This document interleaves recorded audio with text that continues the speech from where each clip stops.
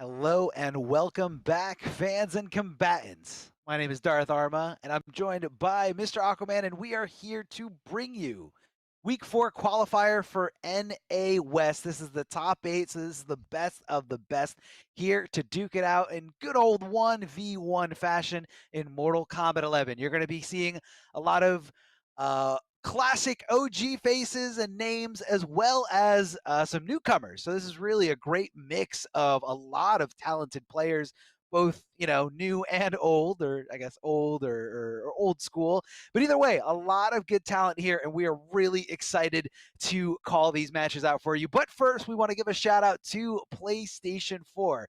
Remember, guys, this tournament is presented by PlayStation 4, along with the rest of the Mortal Kombat 11 Pro Competition Tour. Guys, check it out. PS4 Tournament Open Series.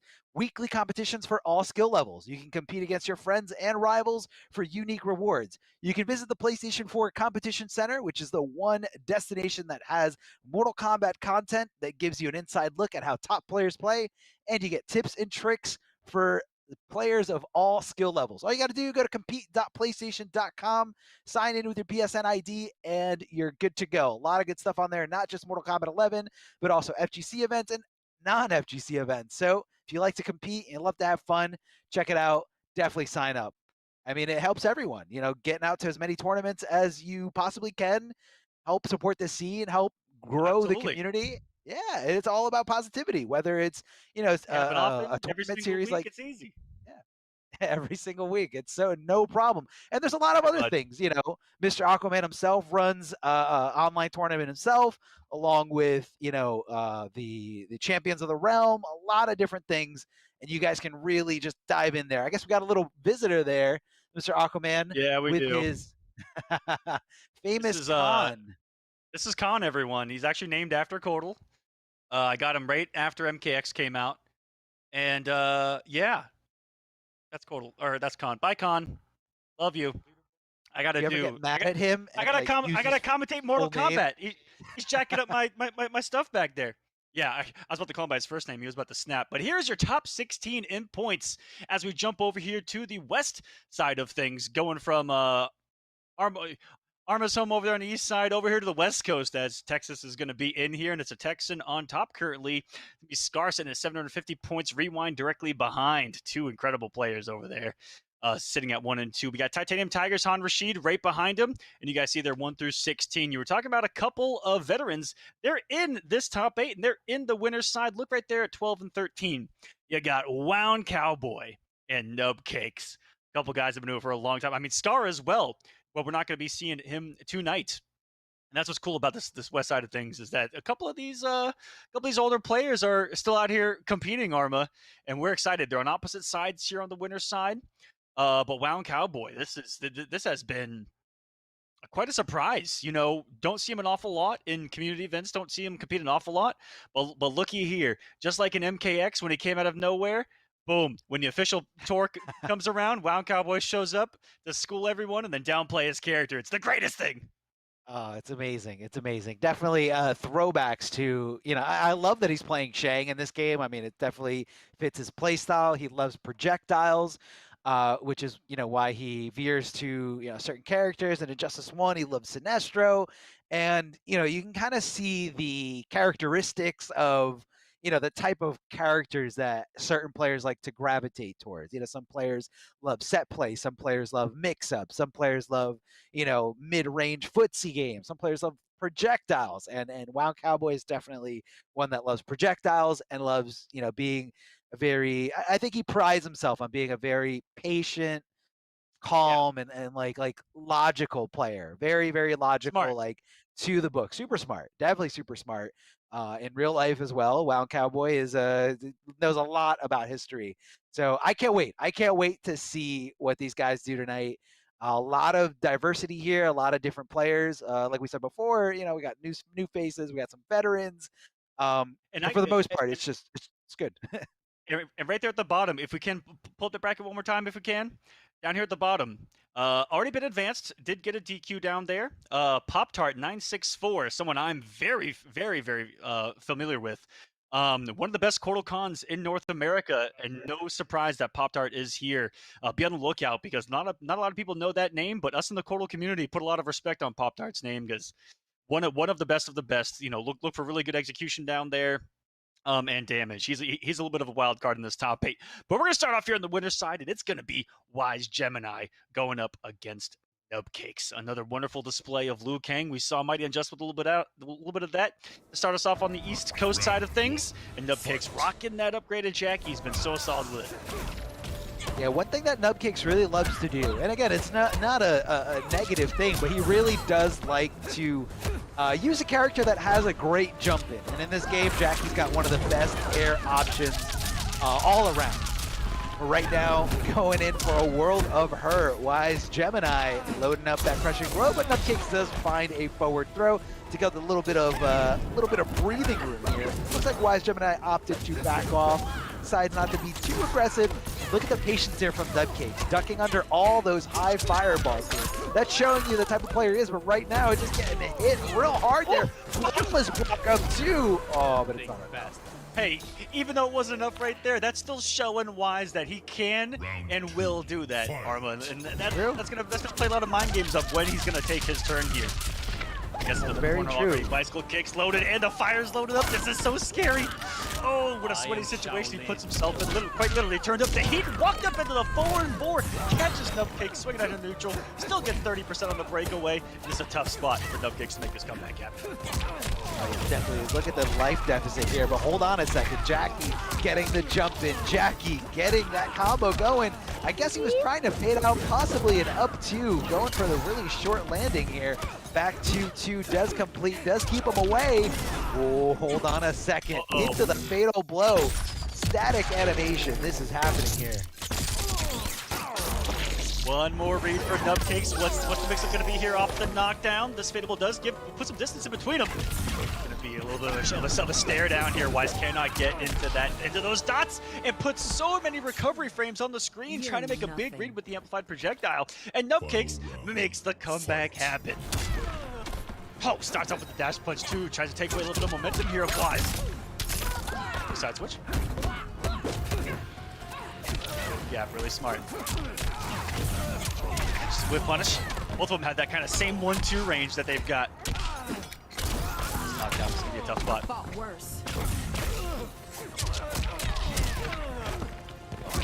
This is good damage. Look at that challenge. Oh, the empty jump right into the mid. And at that point, there was nothing he could have done about it. The goop was in play. Unless you could teleport out of there or go into, either crushing blow or fatal blow animation real fast, that goop was going to get you. And that was a winning situation here for Nubcakes. Really loving to see the adjustment here, especially in such a dominating round, that first round, yeah. This first game totally changed it up. And that's you can't sleep on someone, even if someone hasn't been specifically successful in this game. They've built the building blocks, the fundamentals in previous games, and one of the fundamentals of being a good competitor is learning how to adapt on the fly. People talk about adaptation, throughout a set, but sometimes you just don't get the opportunity. Sometimes you got to do it right here, right now.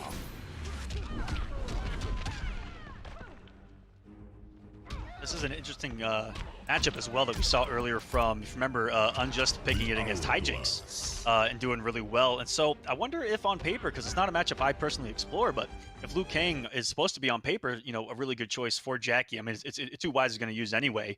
Has a Jackie himself and a couple other characters, but it's been utilizing the command grab an awful lot more, and I'm seeing that out of more and more Liu Kangs. And what a weapon and tool that is to an already ridiculous arsenal of Liu Kangs at the up free to nowhere.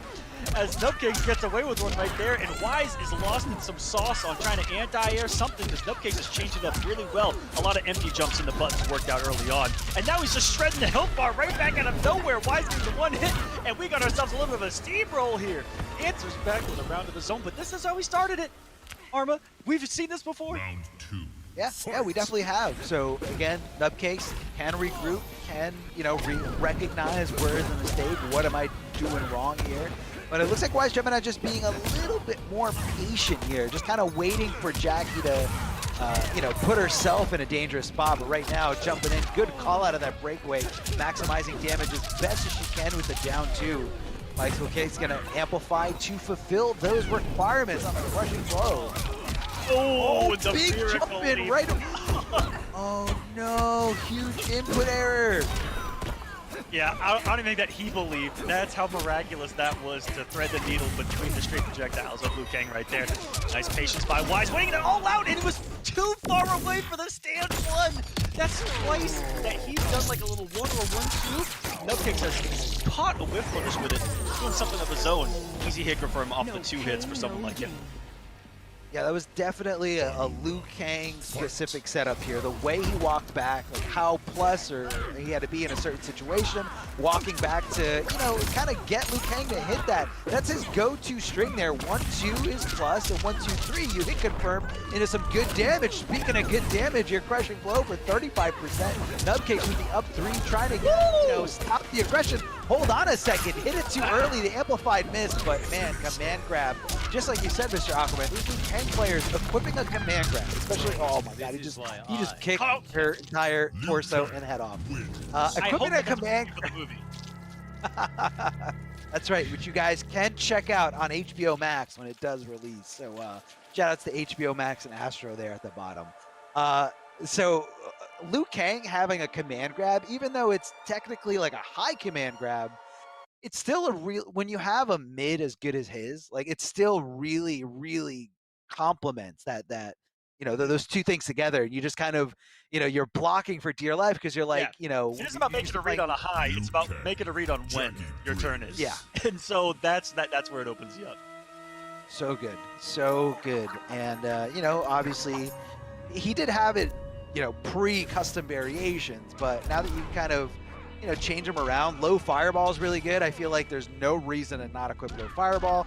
You have the mix-up element, you have the stagger element, zoning element. It's so good here. So I don't think we're going to see much of a change. That low fireball, I feel like, moves Liu up almost single-handedly. When you look at his tool set and you see how high Liu Kang is placed, there's Liu Kang placed there with low fireball equipped, and then without low fireball equipped. I feel like he's in a completely different spot. Definitely almost essential to the game plan here. And how he's utilized the air fireball as well to kind of keep her checked in the air, and those really quick reads. Well, one of my favorite reads against Jackie in general is an instant jump forward or jump back 1. And you see Wise do that a couple times. Liu Kang has the added fireball cancel, and he can convert off and off the air 1. So he is playing right now. Yeah, definitely a great reward if he does connect that. And again, you're jumping back, so you're kind of minimizing the risk there. So that's a really good point you bring out. Almost converts it there, but doesn't get close enough with a stand 1-2. And Nubcakes is the one swinging on that wake up, getting those combos. This is coming down to the wire. Could have converted for a round-winning combo there, but just dropped the opportunity. Very strange situation there. Oh my god, he had it loaded. That was off of 20 years of blocking that Wise Gemini just did. I don't think Wise is 20 years old. That's how long he just blocked right there. That was insanity. And barely misspaces the stand 1. A slight difference in when Nubcakes did that Ooze Blast was crucial there. Yeah, very, down to the wire. Very, pinpoint accuracy here. Gonna amplify some bicycle kicks here just to kind of, again, get that crushing blow loaded up and ready to go. Hitting that command grab. Now Jackie trying to build some space. And Wise Gemini's okay with it. That could have been bad. That could have been disastrous if he amplified it. Luckily for Wise, he didn't. Also, that command grab is Liu Kang's armor break. Completely forgot to mention that earlier when talking about it. The big damage had the crushing blow loaded in Wise Gemini. That's really, really warmed up here. That was fast. That was fast. Both the offense was on display in round 2, and then the defense, I feel like, is what was on display in round number 1. Yeah. No, I mean, round number 2 was like all. It was offense from start. Yeah. Dude, that's it. He never stopped pressing. I mean, and why not? Like, it's working. Go in, don't give your opponent an opportunity to breathe and collect themselves. Like, sometimes people, you see people do that, in an offline tournament setting where you got a character select, they breathe, they relax. You can also do it in the game. Sometimes people will use or players will use a move like a teleport that gets you away, and you're like, no, I want to go back. I want to slow down. I want to go back to neutral. I want to chill out. But Wise never gave him the opportunity to do that. So now Cakes is looking at the character select screen.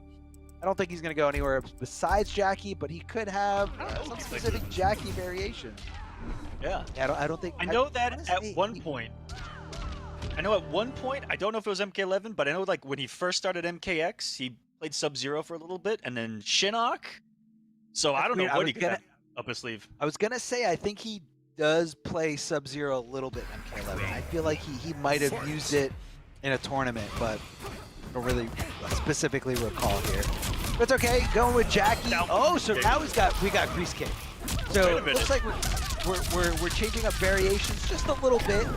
So Grease Kick gets some pretty good combo potential, but for the most part doesn't really rely on crazy things like jumping into the air, which Wise Gemini's been doing a good job. But look at this! Oh no! Super jumping into a bad situation. Oh Wise Gemini with the hardest of reads, just down twos. He tried the intergalactic. I don't even know what to call it. It is. I can't comprehend it, but he tried it. He did. He definitely did. Oh, the amplified. That one gets me too. Oh, no punish. It keeps you so far away. And oh no! No! Oh, not like this. No! Not like this. Round 2. Why, do not test Wise Gemini's. Don't test any Liu Kang player's ability to hit 1-2 as soon as possible. I mean, they recognize something. It's fast. Hey, look, man, it's a great button, right? I don't want to hear double high. It almost feels like a single high, but it is a great button there. And he was swinging. He was ready. And Nubcakes thought he was going to be sleeping at the wheel, and he wasn't. That was way too much of a risk to take, unfortunately, for Nubcakes. Match point for Wise, and wow, first anti-air we see, gorgeous. Oh, wake up, Russian blow string gonna be popping up. Thought a breakaway was coming, but he actually didn't have a full breakaway bar, so not sure what the decision making there was for Nubcakes. Could have got a lot more damage off of that. All right, he made it up to 1 bar, offensive meter. Nubcakes. Big bet there to go into the dash punch, enough for the kill. I'm expecting him to come off fatal punch just to truly guarantee that. Stays alive. The dash punch flies all over it, and that's a guaranteed side switch with the command grab. Oh yeah. You want the positioning. Goes for the forward throw, does get failed escape here, so the next throw is going to be disastrous for Nubcakes. Literally 1 throw away from losing this here. Not sure if that's what Wise Gemini went with, but he did get stopped in his tracks, so we're going to see a fatal blow here at the end of this. No, Nubcakes decides to hold on to it, looking for a game-winning situation, and he just lets it rock. I respect the attempts, but no, not there. And no breakaway, drops the combo. No, Nubcakes let so many of these rounds and situations out of his own hands. Oh no. That one hurt to watch. Couple of crucial draws. Does not feel good. You know what? It's one of those errors that they haunt you because it's not anything that Wise Gemini decided. There's nothing that he forced. Yeah. It was just kind of all the ball was in your court. You messed it up a little bit there, and the good thing that Wise Gemini did was he took advantage of that. A lot of players. Oh, every time. Too. Yeah, exactly. A lot of players, they'll let opportunities like that slip up. Whether it's like a breakaway timing or you break away from something that is pretty punishable and you can get up and start swinging. Wise Gemini was ready. He was ready every single time that drop happened. He was ready to at least take his turn, at least get, I feel like they have like offense going. They have 1, 2, 3 just programmed in their blood and like in their fingers where they just do it in their sleep. Just boop, boop, boop. Right over the. Do you think? Do you think when they play other characters, they're like trying to do the same thing? Oh, 100%. Oh, not playing Liu Kang. I think 100%. I feel like some of us that only play one character for a long time, that happens for sure. Where I'm like, oh man, this character doesn't even have a 1, 2, 2. Oh man. But real quick, let's talk about Let's talk about the Pro Comp, baby. comp. Yeah, Pro Comp. Mr. Aquaman, we got a lot of regions that are involved. Why don't you break it down for us? That we do. We got the Intercontinental. This is divided up in the three sections, by the way, that you guys can see. We got the Intercontinental. That's going to have Europe East, Europe West, the Middle East, and Oceania as a part of that. Each of these subregions going to have a $5,000 finale, and that's going to be an 8-week long qualifying process for all these subregions. Here in the North American side of things, it's going to be, of course, East and West. That's what you guys are watching tonight, and both of these will have a $10,000 subregion finale. And then we got Liga Latina. You got Brazil, Mexico, North and South. Latin America, each of them with a $5,000 subregion finale as well. The top 16 in North America going to advance, and the top 8 from the rest going to advance to their own subregion finals. You guys can sign up at the same place as the Open Series Pro Competition, compete.playstation.com. Go sign up. Get in this thing. That's right, that's right. If you guys haven't been competing in this, definitely a great way to have some fun, have a blast, make some friends, and get a little bit better at Mortal Kombat and just all fighting games in general. So it looks like we're going to our next winners match. We have Too Easy going up against Wound Cowboy. Too Easy started his days, his competitive days back in the MKX days. The Wound Cowboy dates back a little bit earlier than that. A true veteran in the sense, starting at MK9. Probably one of the definitely the best Shang in the community for MK9. He's been zoning with Shang Tsung for almost a decade. That's the experience that we're looking at here. It's not fair. It's definitely not fair. Look at that jump in one from Sub-Zero. I mean, the way he's able to contact and just kind of force you in a bad situation where you kind of have to guess if a throw is coming, or you just got to respect everything else that comes out afterwards. Like, it is a really, really good jump in. Breaking away to avoid as much damage as possible. Goes for the smoke shake, but no contact was made. Slide just short of making contact there with Jackson. Because of the forward throw, gets a little bit of health back at the cost of 2%. Regular shots here. The rising skulls from Wound Cowboy trying to getting in with the overhead. Getting in with the overhead. Too easy. Too easy. I got a question though. Yeah, tell me. I got a really big question. Is that quicker than the forward 2? Was that like? I don't know. Oh my goodness! Because this is the one character you look for the overhead against, and so that's unblockable with any other character. But that one, yeah, a little crazy there. I mean, I think it was just, you know, Wound didn't see it coming. Players also train themselves to look at certain animations, so you know, Wound might think like, oh, I can react to the overhead if I see the giant axes coming down on me, but here comes the interactable instead, leaving him standing, giving him no access to break away until the end of the combo. Whoa. Wound Cowboy opts not to go with it. Down 2 out of the sky, trying to close the deal here with some dropping bodies here. Wound Cowboy trying to push him back as much as possible, trying to establish some kind of zoning game, and I'm so surprised he didn't go for the upskulls there on that jump in. He didn't even option select it. Oh, he's dead. He's dead. He's dead. He's dead. He's dead. What a great thing for that to come down to. Barely got that ice ball out. Almost got hit the start of it. Look at the trade damage on there. He got 38%. Oh, there's no winning a trade. No, you can't. That's you're barking up the wrong tree if you think you're gonna trade with Sub-Zero. If he's got Fatal Blow, I mean it's. Oh. You've got bigger cojones than I do if you willingly try to trade with Sub-Zero, you know. But no, they're Wound just trying to hit him before the startup, and maybe reading that he just wasn't going to do it in that situation. Yeah. No. That was sweaty. That was sweaty game 1. It was close. It was definitely close. Came down to the wire there, round number 2. But you know, Wound's been used to this. You know, he's also been fighting Sub-Zero since the beginning of his days, competitive days. So you know, some things carry over there. Trading with Ice Ball, definitely not something you want to do. But Wound's thinking it out here with Shang. I believe he's probably going to be using the same loadout. What do we got? We got Ground Eruption and Shake. Yep. So, yeah, same thing. You're going to see the up skulls coming up. You're going to see the Shake to kind of deal with, you know, the full screen things. The ice balls coming at you, or any kind of projectile. Slide out the gate there. That's her first. Whoa. Wow, he committed. He thought that hit. God, how would you commit to that finishing screen? Oh, no. The Too Easy special. Oh, yeah. Crossfire to the mooch. One of my favorite things to see, if I'll be honest with you. There's the side switch. Uh-oh, this is bad. This is a bad look here for Wound Cowboy. Oh, getting shimmied there, going shoulder to shoulder. And Wound Cowboy bet everything on the fact that a throw was coming, but instead, too easy hitting him with the low, which, you know, can be kind.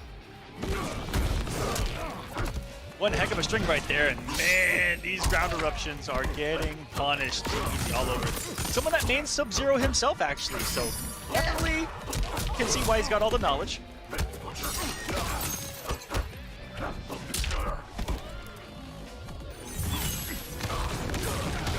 Oh my goodness!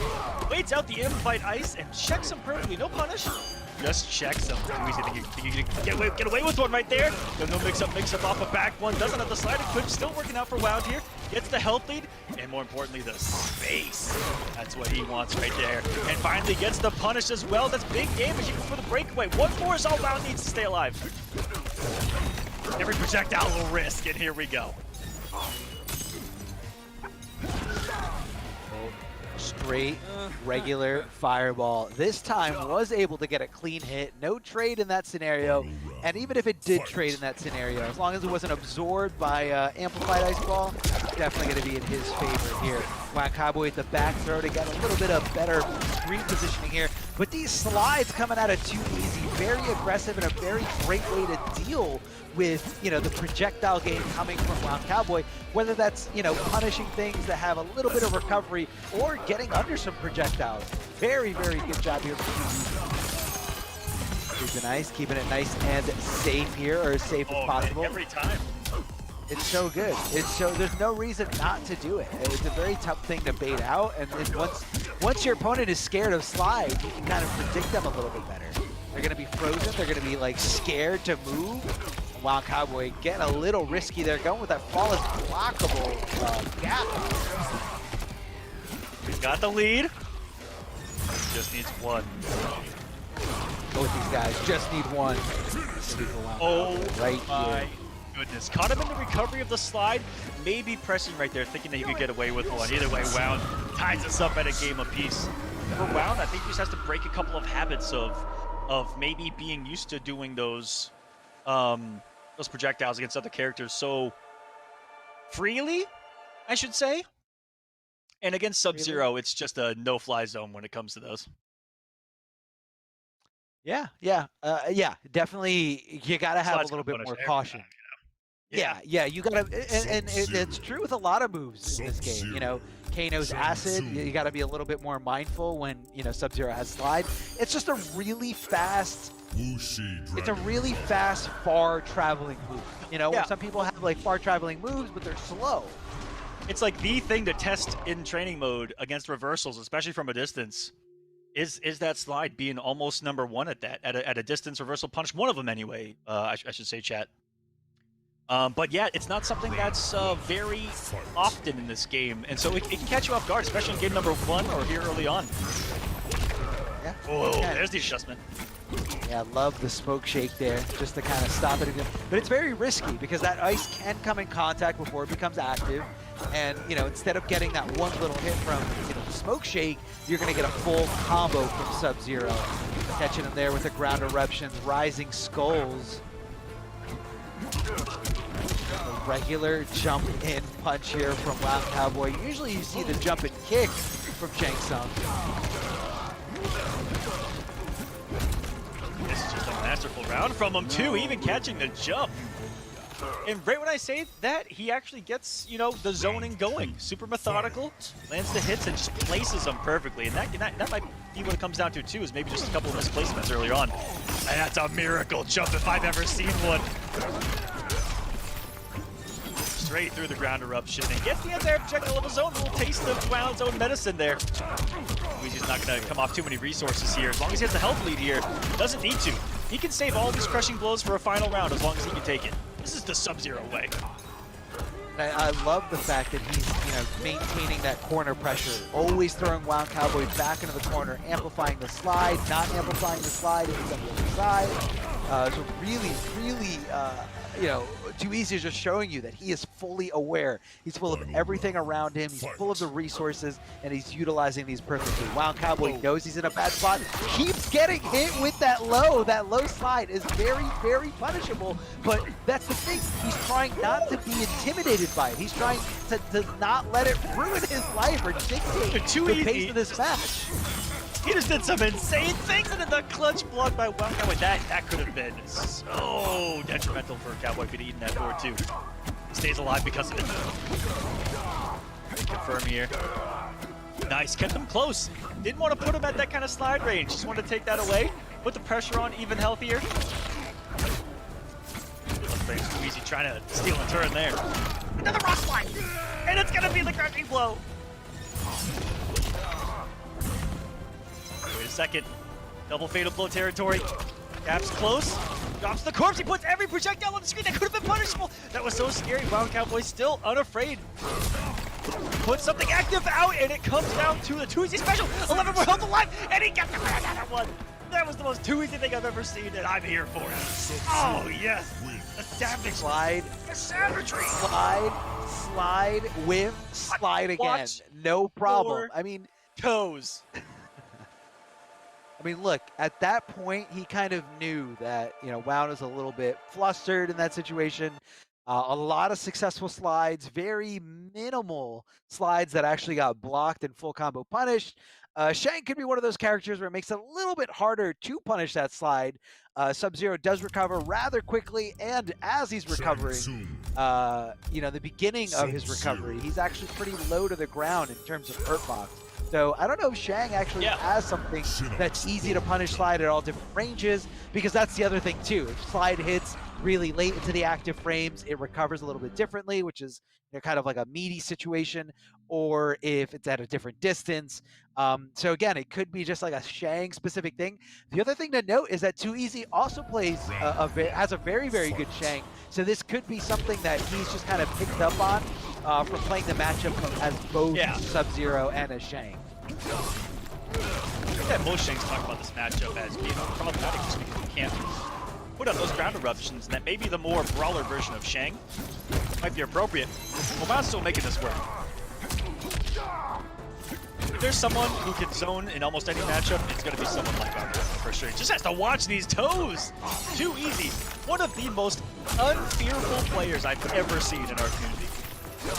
Very brave. Look at that. Very brave player. Right when you think it's not going to come, still. That overhead was a little interesting to me. He didn't have the bar to actually combo it. And I guess Wild Cowboy kind of dropped the opportunity to go for a regular punish here, but that's okay because Too Easy was down to pretty much nothing. Now, there's no meter build in this game. It all comes back to time. So not really sure what the decision was there. Maybe Wild was just a little too slow to get a regular punish. But either way, here comes the slide. Big damage amplified here from Too Easy, and that is very unfortunate. Getting sniped there out of the sky as Wild Cowboy trying to get a little bit of distance to himself and Sub-Zero, cleaning out the ears, throwing him into the corner. Now Wild Cowboy in a really tough spot here. That's going to be possibly enough. Oh. 18 damage. Yeah, that was going to go to Creeping Ice and potentially close things out. Too Easy with the cheeky early jump one right there.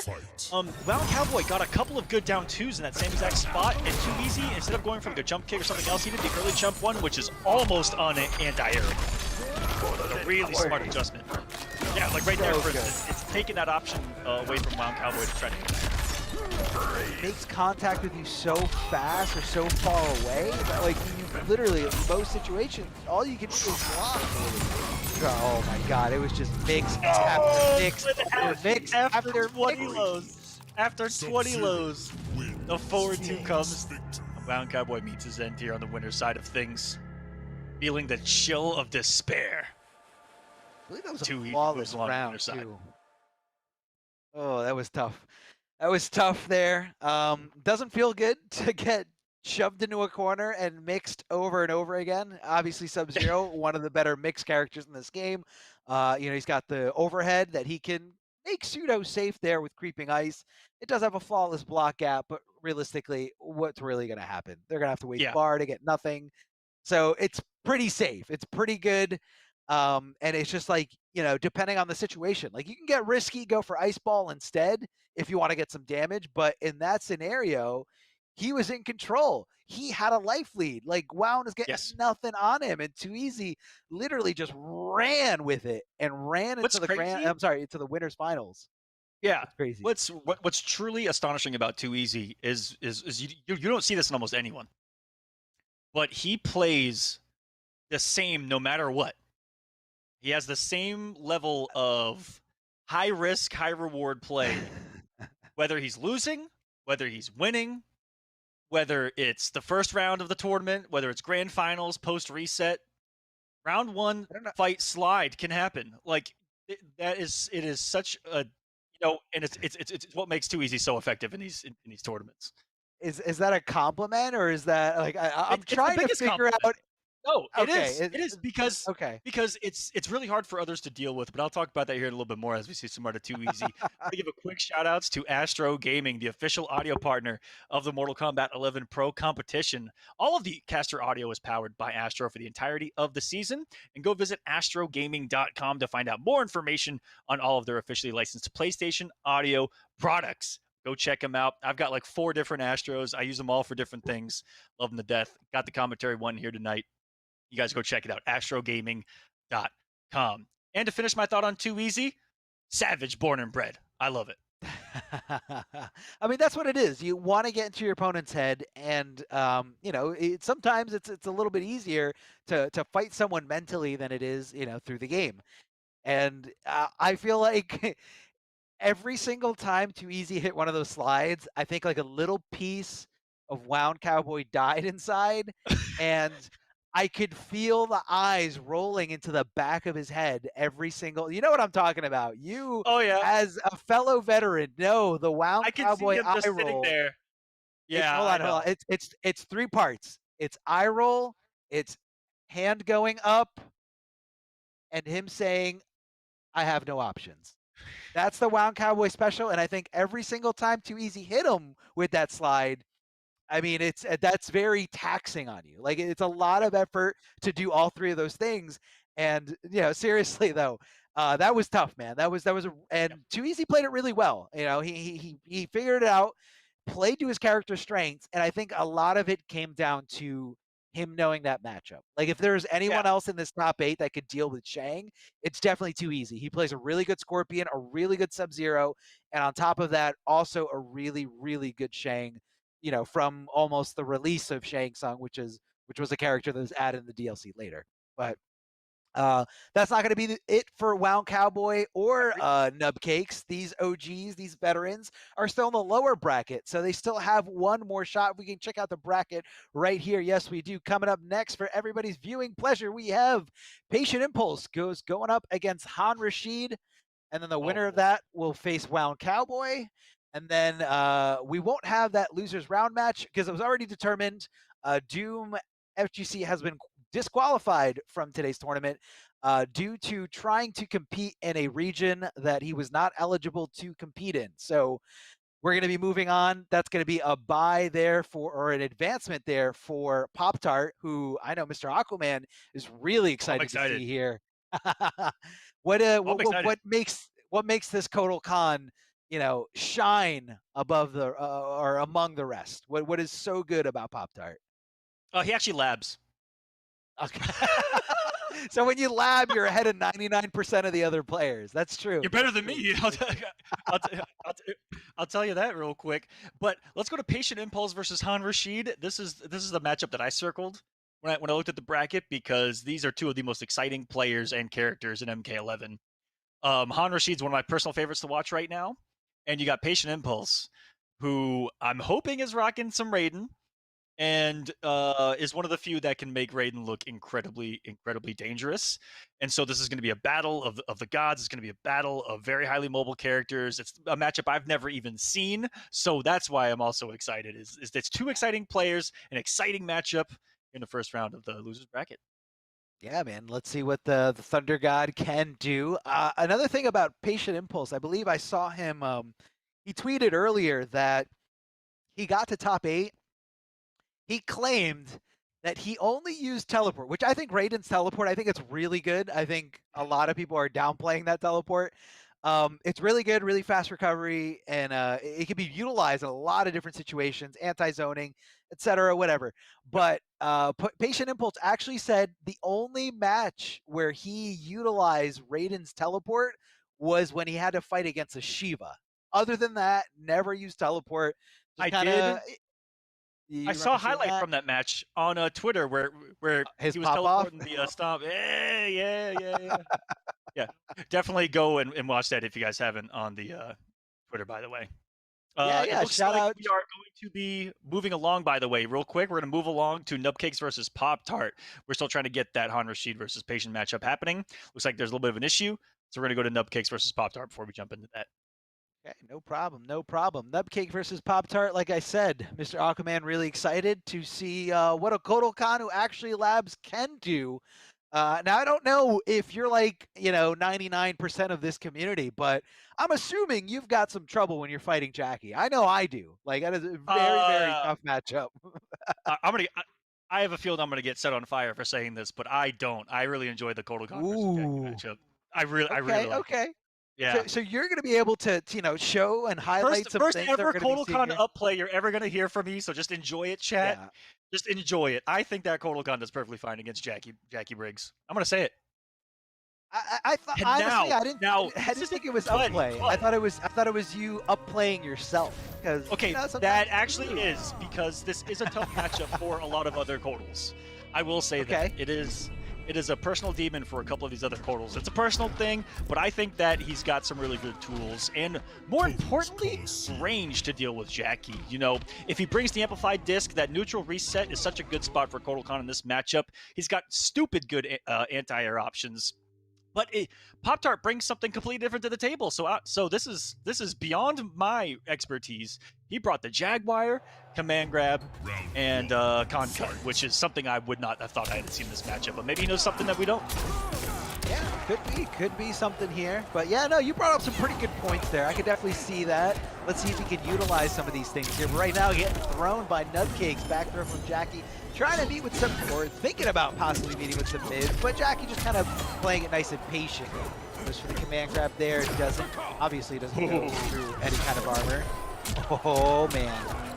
That is a lot of damage here. on Jackie. It feels, when Kodokan hits her, it feels so different because she's a 950 character. And right here, one more touch is all it's going to take. Oh, let's see if he can get it here. The goop is down, doing a little DOT to Kodal as long as he's on top of it. Big jump in boot, does buy himself the opening out of here. Trying to get a little space between himself and Jackie. Gets a nice little conversion, but doesn't finish it. Back throw from Nubcakes. What's going to be? Oh, whips out the up two, but not able to punish, not able to swing in time. Oh! The 1-2, not far enough for the punish. Did have the correct block on the overhead. This is down to the wire. We're sweating right now. And he went for the command grab. Round one, put it a pop there. He's going to drink the juice and go into round number 2 with a damage buff for like 1 second. It's going to go away. Look at those tattoos. When they're glowing, Kodokan does more damage. That's all you guys need to know. How does it glow? He gets those command grabs. Just like Nubcakes, going to take about a quarter, maybe a little bit over a third, or a little bit under a third of life from Kodal. Still one of the big boy characters. Yeah, Kodal's got extra health for some reason, on top of having a mid-command grab. That's okay. That's definitely okay. Down little poke here, and trying to lock Jackie down here after the... Never mind. I was going to make a Savage Mortal Kombat X reference. Never mind. As that round going convincingly. Nubcakes. Final round. Fight. Starting off with a big button there. That's his fastest normal at 9 frames. Ooh, goes into the pounce too. Yeah, I love that he's using the pounce to kind of cover up those flawless block gaps, to try to condition Nubcakes that's not to stop looking for them. Yes. And then that's going to open up a lot of other things later. Nubcakes is going to be lost in some sauce. Stand 1, stand 2. Sorry, stand 1, 1, 2. All goes in the command grab, so it's going to be a constant guess, and he gets a huge jump in there. And that will be the round.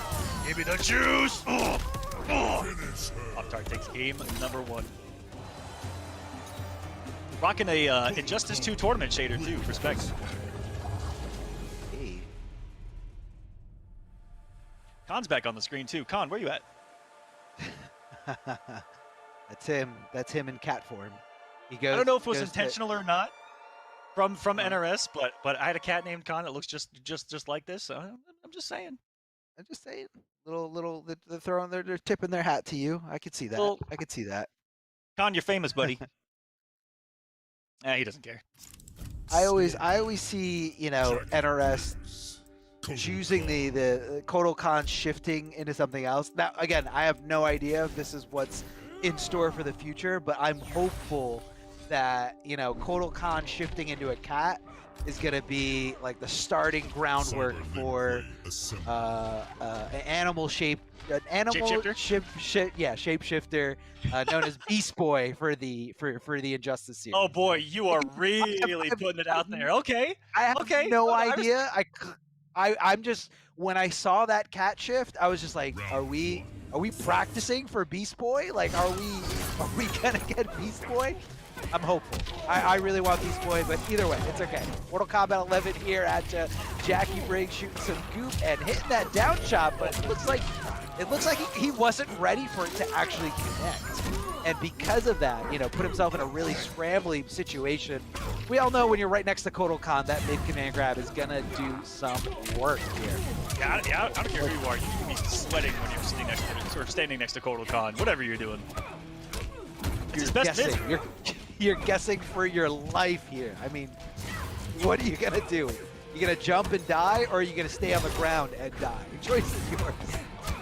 Down shot, trying to keep those arms and legs swinging here. Nubcake's trying to keep this pressure, but looks like Kotal Nice Khan. block back. Not sure why he didn't convert into more damage here, but he does have the goop. Kotal Khan does have just... Oh, he used the cat to get around the goop. 0.16? Oh, really smart. Nubcake's do something multi-hitting right there. If he did something single-hitting, he could have died. He could have paid the iron price. What was he looking for? Was he looking for like a reversal throw or what? Down one. Yeah. Yeah. Very, very interesting. Very Betting it all. interesting choice here. Betting it all? Yeah, on that hold for sure. If he came out of that, he would have been forced to block though, and he would have been dead regardless. So because he doesn't have the amplified disc armor, that becomes almost a no mix-up situation for Kotal. Off of the forward two. Interesting. Oh, he's really got to mix up with the 1-2. Oh no, No. that string. So that string is supposed to, you know, tick throw, but because it actually hit Jackie, it actually whiffed, and Nubcake's got a free full combo punish. Oh, this is doable. One hit for Kotal and it's over. 4-2 forward, fatal blow, it's over. Oh, that was so smart. What a call out by Nubcakes. Knew exactly what to do in that situation. Go up into the air, and having something active for Kotal Khan to go into is such a smart decision there, because that 9 times out of 10, heck, I'll be honest with you guys, 10 times out of 10, Kotal Khan's doing 4-2-4 right there. I mean, hey, it's a far advancing, really, really good normal. Leads into good damage. You can hit confirm, especially, like you said, especially when that fatal blow is there. I feel like that's what Kotal Khan is looking for. He's looking for that 2-hitting string right in a fatal blow, no problem at all. And, you know, unfortunately, getting a little too aggressive there. I think he should have just kind of waited it out a little bit more, but, you know, you kind of don't want to let Jackie run away with momentum. So, you know, I definitely feel for him in the sense where, you know, you want to control Jackie, you want to control this character. Black Dragon Fight Club. For Pop-Tart, you know, not too many adjustments probably need to be made. He was, you know, with the 1-2 grab, you know, Nubcake's taking the hit, turned all that around, you know, one guess situation there, lost an enormous amount of health for doing that. Other than that, he's played this really solid. Both of these guys have. It looks like Nubcake's still kind of figuring this matchup out a little bit. And oh my goodness. Really see an up 2 hit so high that it's hard to convert off of. That's what we just watched right there. Kotal Khan's up 2. I don't mean to upplay him as well, but one of the best up 2s and up 3s in MK11 this character's got. There's a reason that he's being talked about so much right now. Yeah, no, it's definitely it's quick, you know, big hitbox coming out of there. I definitely see the utility here. Gonna dunk some Jackie Briggs, throw her towards the corner because of course he can determine which side he's gonna be throwing.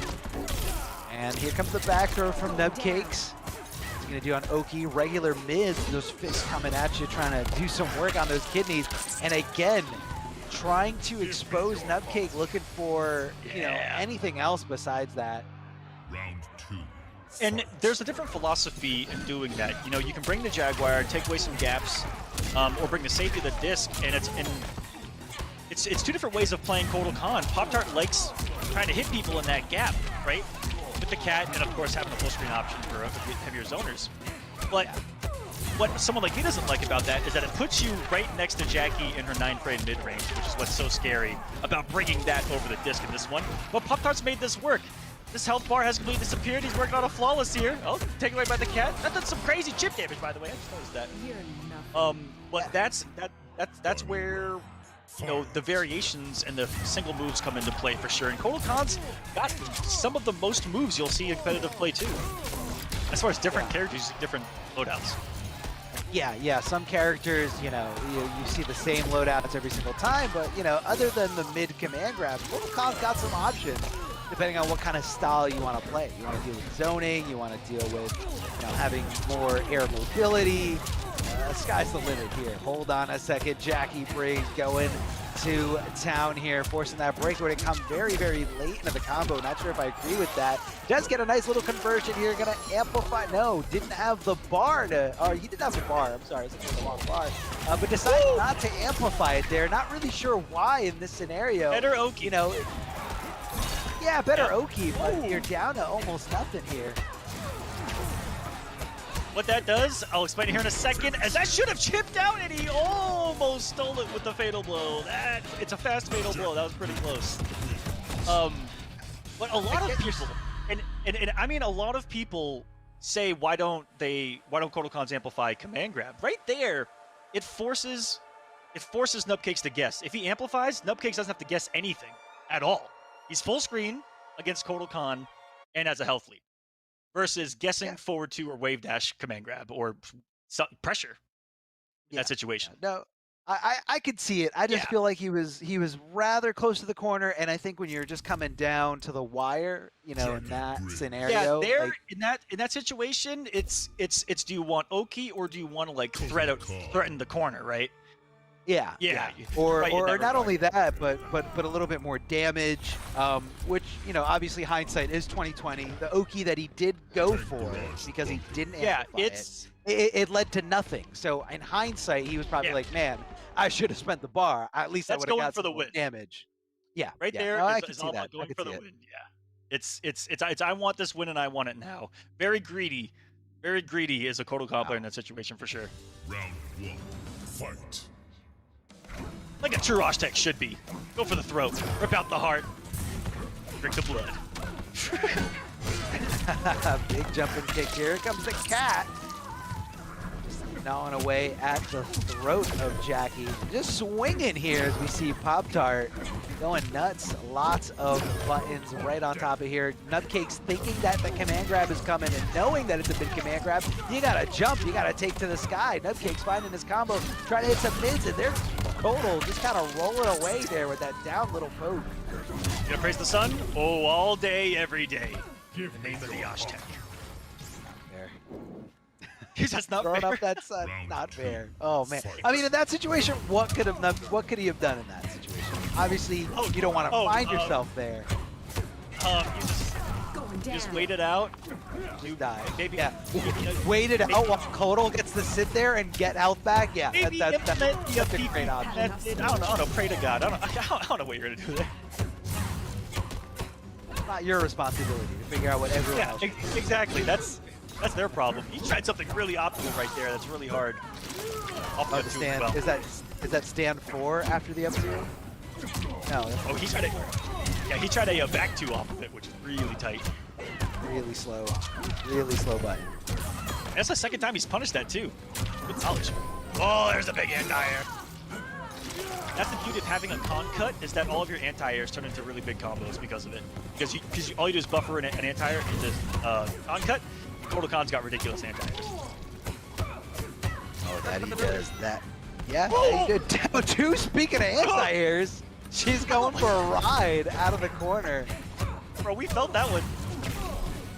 He tried it again. He tried it again. He tried it again, but this time Jackie going to the other side and down 2 from Kodal.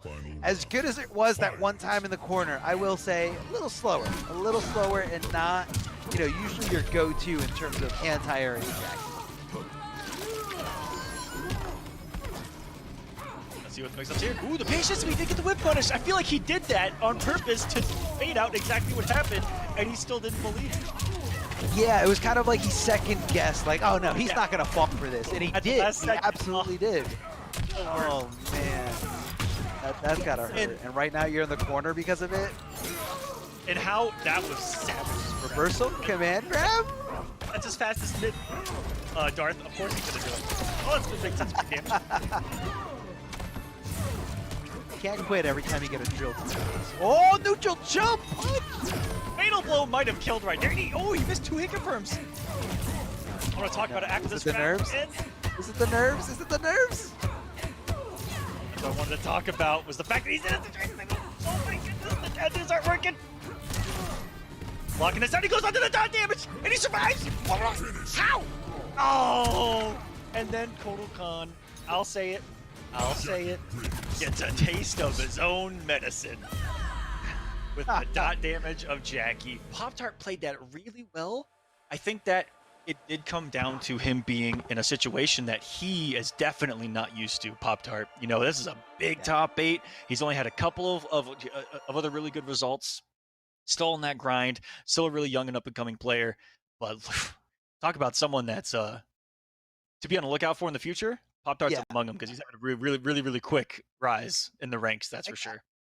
I could see that. But you said that you were going to touch upon something that he did there at the end, where he got two consecutive double hitting strings, but didn't go into fatal blow. Is that what we saw?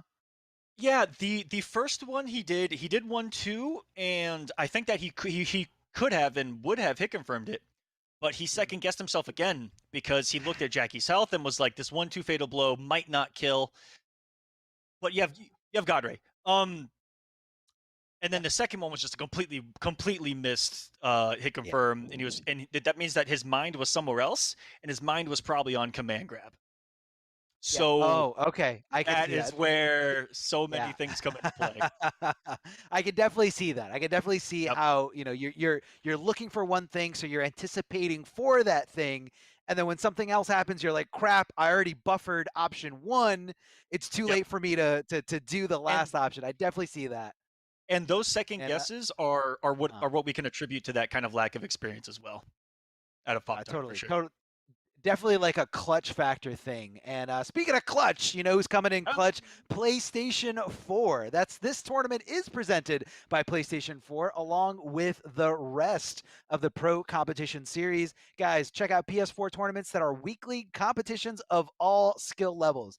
Compete against your friends and rivals for unique rewards. You guys can visit the PlayStation 4 Competition Center, the one destination that has the Mortal Kombat content that gives you an inside look at how top players play, and you also get some tips and tricks for players of all skill level. All you guys got to do, go to compete.playstation.com, that website you see right there, sign in with your PSN ID, and you are good to go.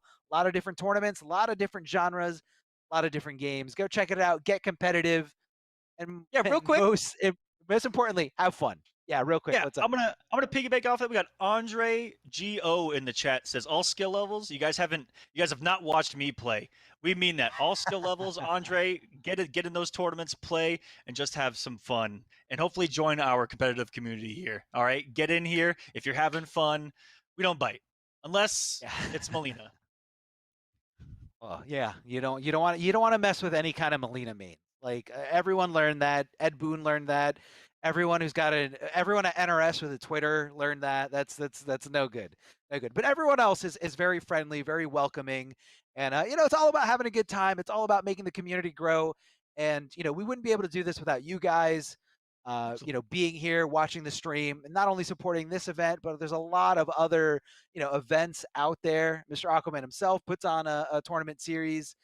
And there's just much. There's so much content. Yeah, a lot of content, a lot of events. So get out there. If you guys don't have a Twitter, make a Twitter. Add some people, have some fun, and look for all look at all the right places, and you can be Yeah. part of Follow us. We'll communities. let There's you know. discords. We will. We absolutely Yep. will.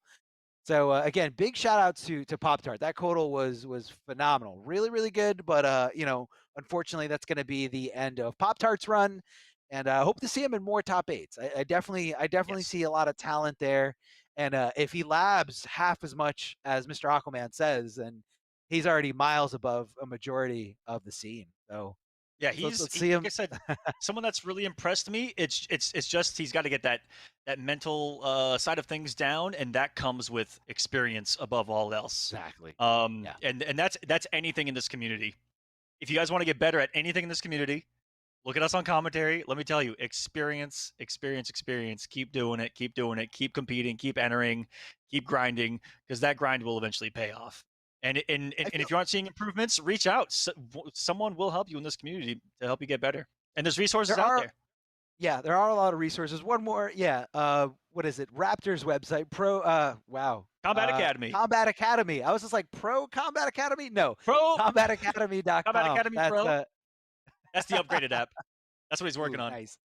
Hey, So big shout outs to Raptor being able to give us, website that gives you access to frame data. And if you don't know what frame data is, you're a little bit newer to the scene. You can check out his website. Combatacademy.com. That's combat with a K, academy with a Yeah. K, and .com without a K. I think he tried to apply for that, and they're like, I don't know why you want this. This doesn't exist. You can't Yep. have .com with a K. No go. But either way, a lot of I respect the explanations effort. on there. A great way to kind of transition to being a new player to an intermediate player, or even being an intermediate player into a really good almost pro player. You're going to do a lot of work to become a pro player, but a lot of good resources there and a lot of good information just to kind of take your game to the next level. Again, nowhere. A lot of resources. Everyone here is Yep. really friendly and wants to point you in the right direction, as well as myself and Mr. Aquaman. We've got that So matchup coming up, by the way. The one that I'm incredibly excited for. We have to jump ahead right there, real quick, to Pop Tart versus Nubcakes, because we're having a little bit issue with Patient and Hunter Sheep. It looks like they may be getting together right now, hopefully. And that's a maybe matchup we're that I'm probably the most excited for in these early round matches, as two players that ignite a bracket. Anytime I see it, anytime I watch them play, my eyes are focused on them because they're just really exciting players to watch. no, they definitely are, and And it's also going to be being hard to able follow them if you're watching them on the screen, because they're going to be everywhere. like floating one way, teleporting the other Teleporting, way, yeah, just Supermaning across the screen. A lot of mobility here from these characters, which is again just really fun that you can play. All these different types of characters. There's characters that are like they don't really have mix up, but they're so mobile, and they have crazy wave dashes, a lot of options in the air. Or you can play a high mix up character or like a command grab character. And again, you can also tweak and alter these characters depending on which moves you equip. So you can really make your character even more unique in that sense, where like there's an equipped move that a lot of other people aren't using, but you yeah. find a little versatility in it. I love seeing that. I love seeing like completely new moves, especially ones that weren't included in the tournament variations for the first Oh season. yeah. I love seeing when I someone really brings hope we something see that out of completely Raiden new. too. I don't know what Patient Impulse is fully bringing to the table, but I hope we see one of those moves that wasn't in competitive play. Oh man, he's got some cool ones, but they're a lot more fun than competitive side of things. That's for sure. Because that's the only Raiden I use is with the lightning cloud on the ground and the stance in the air. That's actually not that Oh bad. yeah. I think you're at The, -4 on the stomp and all that fun stuff. It's got some cool shenanigans to it. I mean, if it's fun, it makes it easier to get through those grueling combat league matches. Win or lose. It's still going to be a little salty when you lose, but it's mostly about having Always and fun. forever. What was the Always and famous forever quote? on that one. Always and forever having fun. What's the what's the reference to Raiden? A character that's what he was, right? A character made for fun. Yeah. The quote is missing. You know exactly what I'm talking about. But Yep. there's Thank you, Patient. Patient said that was a nice way uh, of putting it too. Yeah, it is. They're for fun. definitely. We do have some quotes from some of these characters. Some of Some these of these players characters. You don't They're impress definitely me. characters. Yeah, so Patient Impulse, we asked him what he thought about his matches so far and for the top 8. He said, just trying to improve and play my best. Can you appreciate how positive that is? Absolutely. He's not saying he's gonna crush anyone. He's not saying this bracket is free. He's saying just gonna try my best. That's all. That's all I can do. Not publicly, anyway. And then and also his quote is, if you focus on improving, the wins will follow.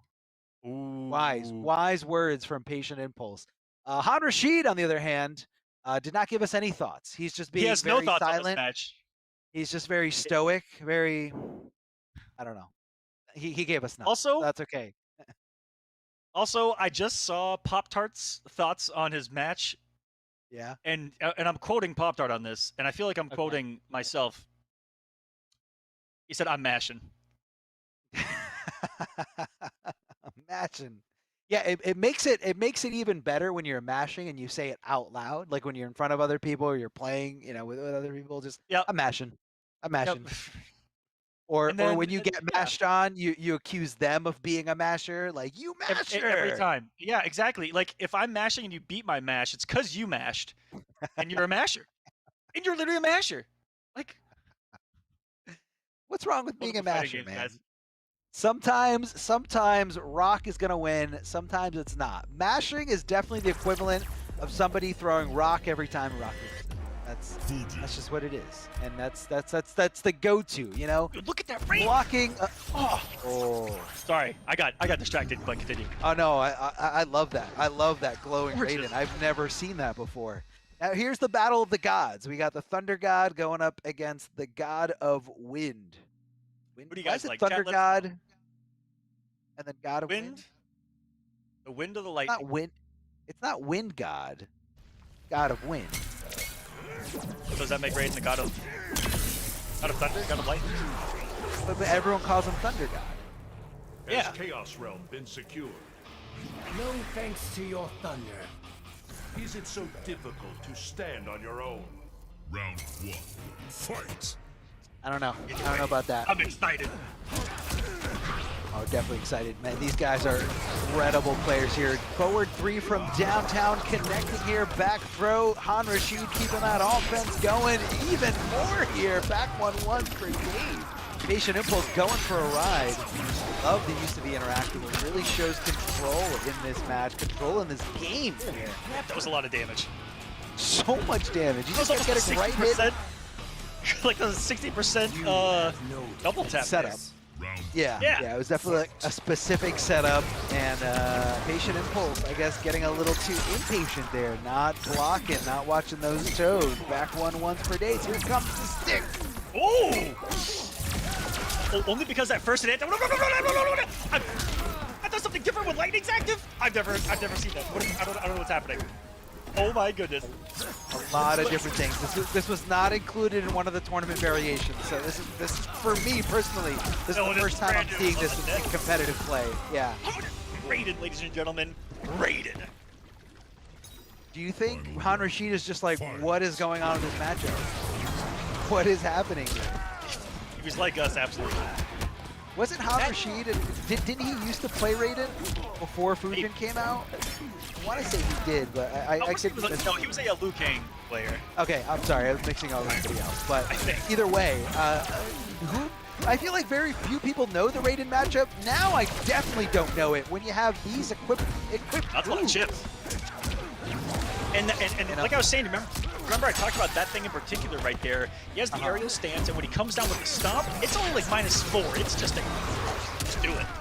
So it's safe. It's not punishable. Yeah. And you basically just get your turn.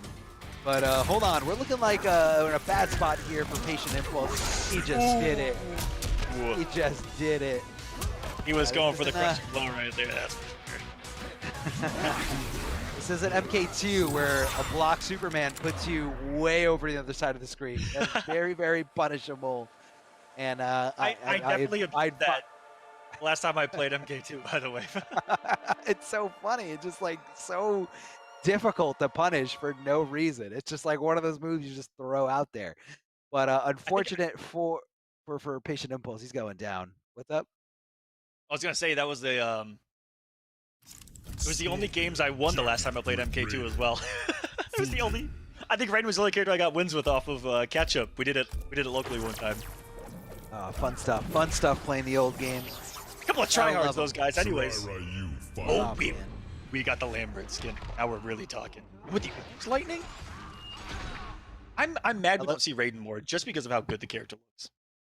So it looks like he's going to regular tournament variation, which we saw before. What is it? Was it Thunder Wave? It used to be called. Yes. So we got regular teleport and the oh my god, the launching move. Yeah. The launcher. Orb Cell. That's it. Thank you. So we're gonna be seeing a lot of different play here coming from Raiden. I think his teleport is really, really good, and I think it's really downplayed by everybody who plays Raiden. Oh, everyone. It's so good. It's so fast, and just the threat of it means you can't do anything. Your full screen, don't even think about pressing a button. Your full screen, don't even think about. You can't. Look at that. It's so good. It is so good. On top of that, Raiden has incredible walkback speed. Like the initial startup of his walkback speed is so quick, and it complements his normal button so well. Yeah. Oh yeah. Back one, forward two. I mean, this character's got a lot going for it.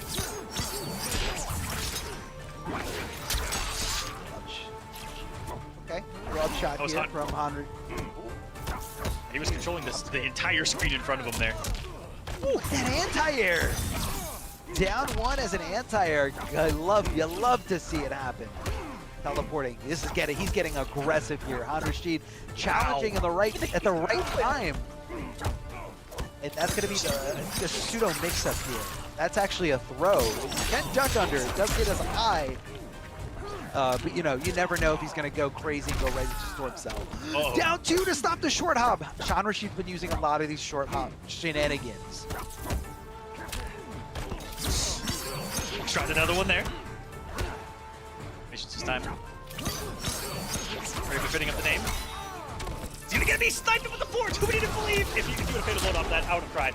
On the inside, on the outside, I would have exited. I would have called on David to get back in here because that would have been it. Khan Rashid would have cried too. Pretty sure he would have cried too. Just imagine. Could have been. What could have been in our lifetime here? Teleport somehow. The down one hitting behind Raiden. I think he's got an extra little arm in the back of his neck. Able to anti-air. Oh, that is a very, very bad spot here for Raiden. Using that breakaway, Patient Impulse down to almost nothing here. In Fatal Blow territory, if he can convert into it. No, decides not to. Baits the up three. So smart. He's got no bar for breakaway. Patient Impulse got to make this hurt. Oh, Han Rashid is just swinging. And he put it all right again. It was his. It was his if he just blocked. He'd would have won, no problem. Fatal Blow on deck, ready to go. And Patient Impulse. No. That's what it comes down to. Was he blocked out all of it until the dive kick. Wow. Patient Impulse being an impatient impulse and just letting go a block before that dive kick came at him. And if he just blocked it, I mean, there was another mix-up or pseudo mix-up afterwards, which, he could have amplified it or not amplified it. And I guess he just thought he wasn't going to do the dive kick. He blocked all the hits from the tornado going into the corner, and all he wanted to do was just hit confirm into Fatal Blow. That's it. That's all he needed. That would have been his, no problem. Oh my God. And there were so many instances in the previous round too, where he could have had it off of a couple of little things too. Lack of commitment here and there has been a really big difference for him. Now, I'm not going to judge him at all on that forward two, because that was so wonky, and that was just him testing a button, like I think all of us would in that situation, and not thinking anything would hit. But there was definitely a lot more that he could have confirmed into, or put out a raw back one. Or back 1-2 that landed some hits and just didn't get anything afterwards. And then Han Rashid, a couple of snipes of his own. Big bets. He's up now 2-0. Paid off. It paid off immensely here. Back one, does get whiff punished here. Raiden coming in with a big knee, drops the end of it. Not sure what I'm seeing here out of Patient Impulse. He's trying not to let it affect him, but I'm seeing some shaky gameplay here. Oh, trying to poke out as far as possible. That was cool. Han got him to press right there with that whiff, and he was at such a far distance after the recovery that set up that whiff punish really well. Oh, double teleport, and this time Han Rashid knowing exactly where Raiden's going, or he's just swinging because it goes either way, to the left or the right. Oh, this is now match point for Han Rashid. This is a little more one-sided than I would have anticipated. Yeah. But Han's played this really well. No, only a couple of those teleports started working early. Been reacting and has been almost a little bit more of the patient player. Yeah, he definitely has been. And, you know, I've seen a few dropped opportunities here come from Patient Impulse. He blocked the amplified part of the needle. I believe that is punishable at just a regular standing normal once you flawless block. And nice check again. The teleport sitting back, waiting, and then kind of reacting. No matter where Patient Impulse was ended up, odds of being able to react to something, whether to close a gap or try to get a punish. And those teleport steps haven't worked out. And those teleports are the bait wake-ups. He's now Chip territory at the wave dash. The movement out of Han Rashid. And now he is going to quite literally blow his brother away with the brutality. Munchin and Han Rashid take it 3-0. I love how all the skin, all the clothes, everything just kind of just disappears off their body. It's it reminds me of like a lot of the fatalities from like Mortal Kombat 3, where like they just turn into skeletons, or like everything gets peeled off and they're still standing there. I love so many of the I guess the the direction of all these fatalities. There's just so many steps to it. Especially like Kotal Khan's fatality, where he drops the totem on you. It's like 3 fatalities in one. Yeah, it's I feel like it was like 3 overkill. people. Yeah, I feel like it was like 3 people arguing about like his fatality should be this. No, it should be this. No, it should be this. And they're like, why not all of them? He's doing them all. Do them all. It's like Sonya's, where she like shoots you, the drone shoots you, the other thing shoots you, she kicks your head off. You crawl across the ground. It's like, what? It's so over the top. I love it. I love it. But Completely over want to give a big shout out to the merch that we're both wearing tonight. A lot of great things here. You guys can specifically rep your realm, rep your part of the world. We have North America League Molina. We have Liga Latina Sub-Zero. And we have Pro Competition Scorpion, as well as a lot of other things. Now, let me reiterate, guys, this slide does not do it justice. There's a lot of different items on there, not just black t-shirts, but we also do have sweatshirts, hoodies, pullover hoodies, tank tops, different colors, and more characters. You got Raiden, Jade, and Liu Kang there in the store. All you got to do is go to that Amazon website, amazon.com/Mortal Kombat. You guys can order it for yourselves. Rep your realm, rep your character, and just show a little bit of love and support to, the Pro Tour that's been putting on, just event after event, bringing you guys content and giving a lot back to the community here. So absolutely love it. But we're going to be taking a quick break. Don't go anywhere, guys. We're going to be right back.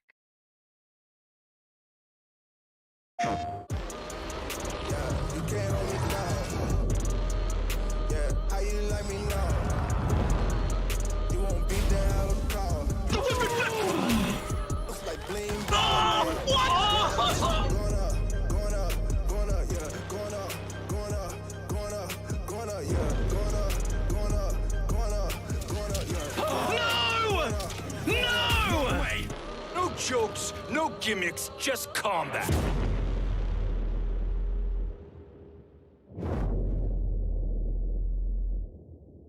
PlayStation. Looking for attention, I don't need the extra tension, cause I'm in the 4th dimension, trapeze high in suspension. Now don't bother with the haters, cause they all be imitators. We real life manipulators, get it back up and see you later. I like me for me, I'ma be what I'ma be. I like me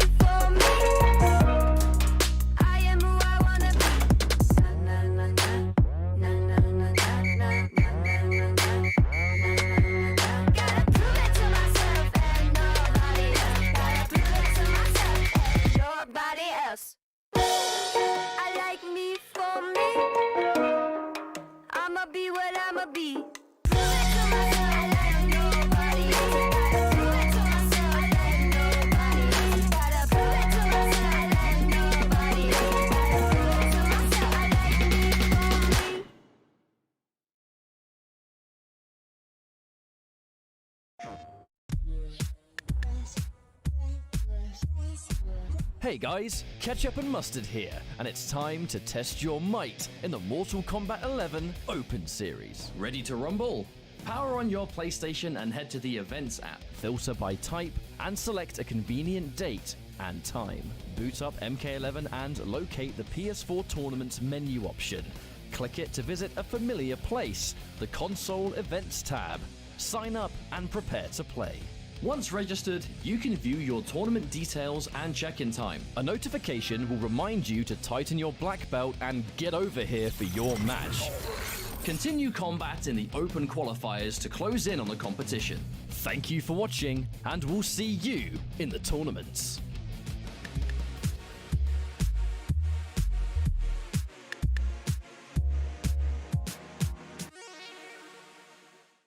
PlayStation.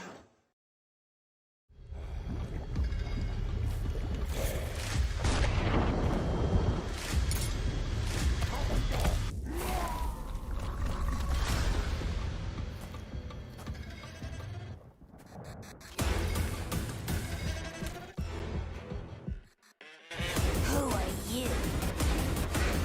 I'm your worst nightmare.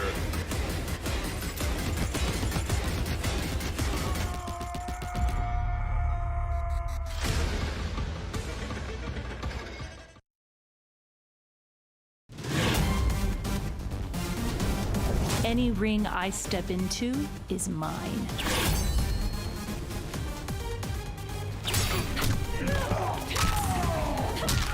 End of the line. Then this fight is now personal.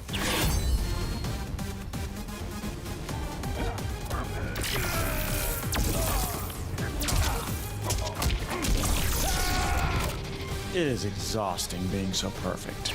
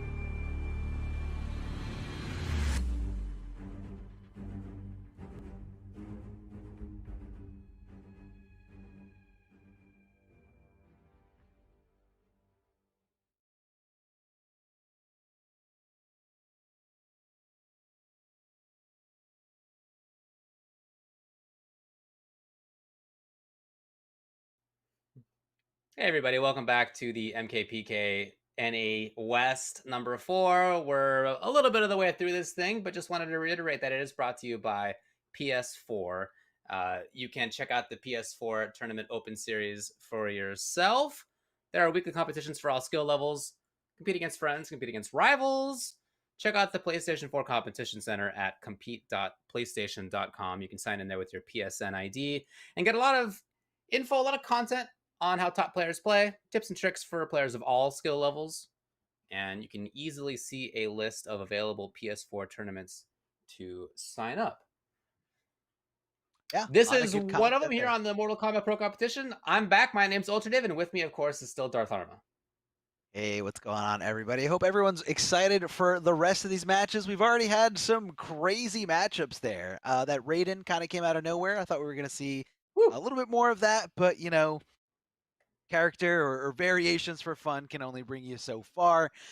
So far we saw a little bit of a mix of everything, but I'm really excited to get into these next matches. Winners finals, we have Wise Gemini is going to be going up against Too Easy.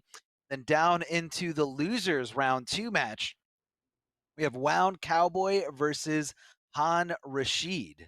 So we saw Han Rashid, you know, just a little bit ago, I guess 10, 15 minutes ago, doing great work there with Fujin, being able to just kind of stop Patient Impulse in its tracks, just getting real control of a lot of different situations, and you know, kind of knowing where to hedge his bets. You know, when he went for that dive kick in the corner, really good call out. Patient not to, but either way. I guess he's going to be going up against another patient player, another player who prides himself on patience. Wound Cowboy. Wound Cowboy, who dates all the way back to the MK9 days, also playing Shang back then. He wanted us to know his thoughts on the matchup, and he said, gotta stay patient. He also says, knowledge is power. So that's a little bit of Wound Cowboy, where he prides himself. What an old man. Oh, definitely old man vibes here. I mean, we started at MK9. That already makes you old. And you also think that blocking is superior to, you know, going crazy and applying offense. That also makes you old. It's all about the combo. It's all about the mix. In this matchup, Han's character is so fast, so much mobility. I don't know. I'm not sure how this matchup goes. It's not one that I've seen very often. But I'm just thinking that maybe the upscrolls at least can deal with Skywalker up there. It's just that back and forth movement speed is so fast on Han Rashid's side. Definitely. Like, we'll see though. See how it plays out. Pretty even so far. Oh, big crushing blow here. 28% and a little bit of a side switch. Wound Cowboy decides to throw all caution to the wind. Neutral jump kick here. Under some projectiles. Amplifying that last little ground eruption here. Dropping bodies, which, you know, is a very, not an auto-tracking move, but a very good full screen option here. It does hit as an overhead. Good flawless blocking from Han Rashid. Try to avoid it. It's not enough. He jumped on reaction to that. Very interesting little counter idea from Wound Cowboy. People are very often frozen there, but he was ready for it. And now, though, we have Han Rashid pressuring, looking for the big-time read was Wound Cowboy. Han had it instead. Strange little very clumsy. You were talking about blocking 10 seconds ago about Wound Cowboy. Look at this man. Trying to neutral duck, trying to press buttons. Okay, here he is with the block button action.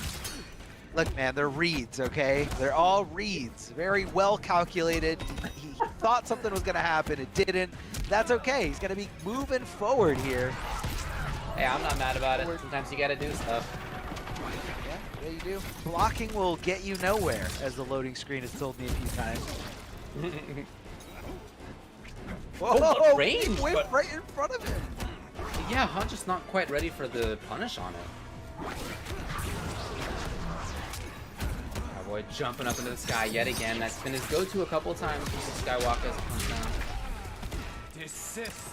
Han Rashid's gonna take it. Yeah, I think you can really see how much of this time, you know, joking aside, Wound Cowboy has spent a lot of this match blocking it out. Just trying to stay patient, trying to look for moments to counterattack, trying to look for moments to throw out up skulls or even straight skulls, or corpses from the sky. Well, there's a big read, and he was right about it this time.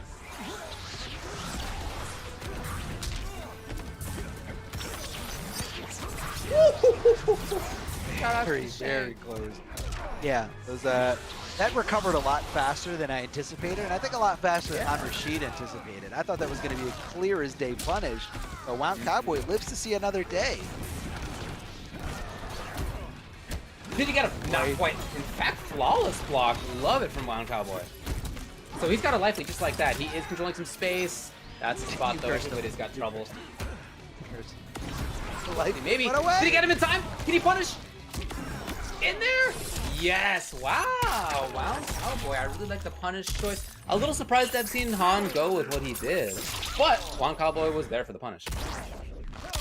I don't know if he was anticipating the second part of that fatal blow to reach. Maybe he thought like a ground eruption was coming up, which, you know, as recovery. And at that point into the animation, I guess Han Rashid would have had some kind of armor, but definitely not the right call. Especially, again, you're playing someone who's very, very calm, methodical.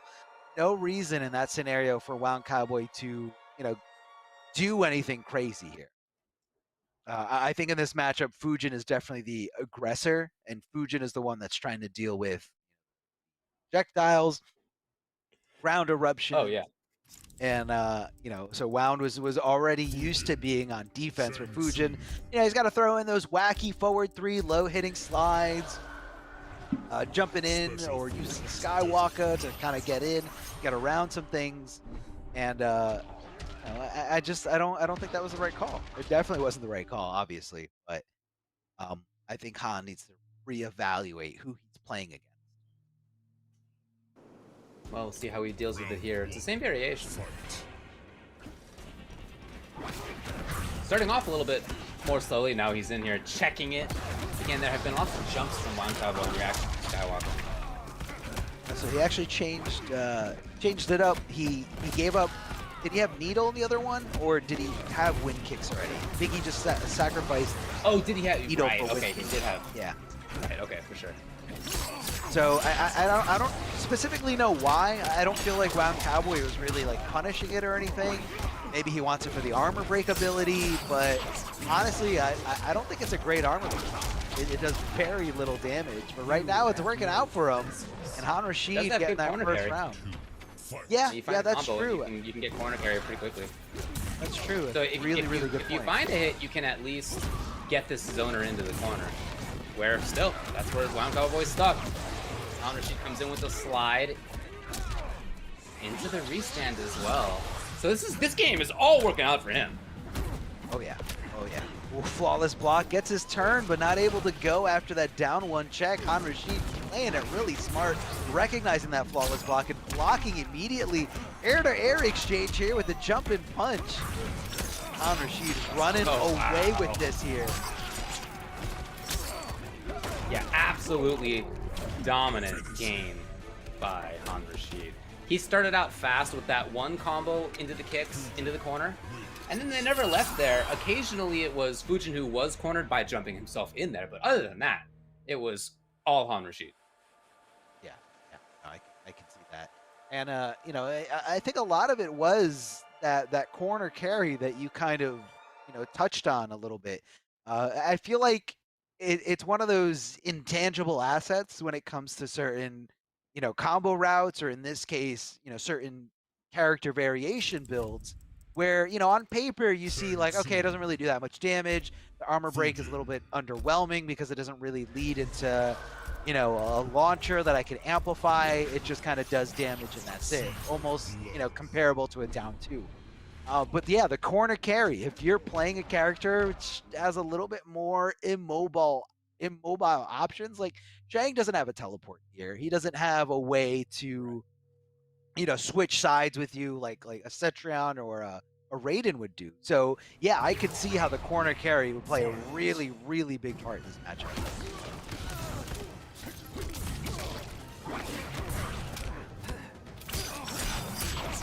Han's already in. He got in so much more quickly in the last couple of rounds than we did when we saw him in the first game. Oh, and then no follow-up. Wound Cowboy's there. Just a quick low a couple times in a row.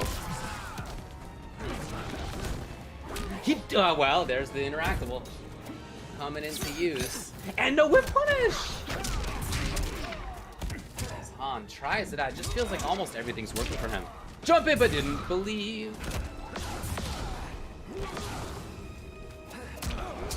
Ugh. Try to duck. No, even Chip's gonna be a problem here.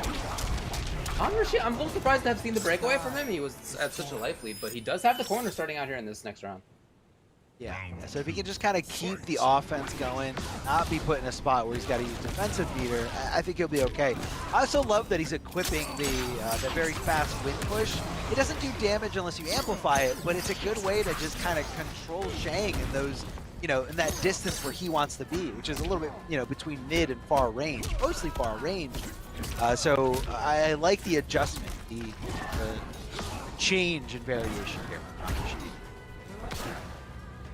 You can see how annoying that is for Wound Cowboy, who just wants to throw some kills. The movement speed! Wow, you gotta be so precise on the corpse drop and which spot you pick versus Fujin here. Again, getting hit even before the corpse actually dropped. And just like we went all the way to the other side of the stage. What? Exactly. Corner to corner, coast to coast, like absolutely nothing. It all came down to like 1 or 2 combos here. Trying to push him back.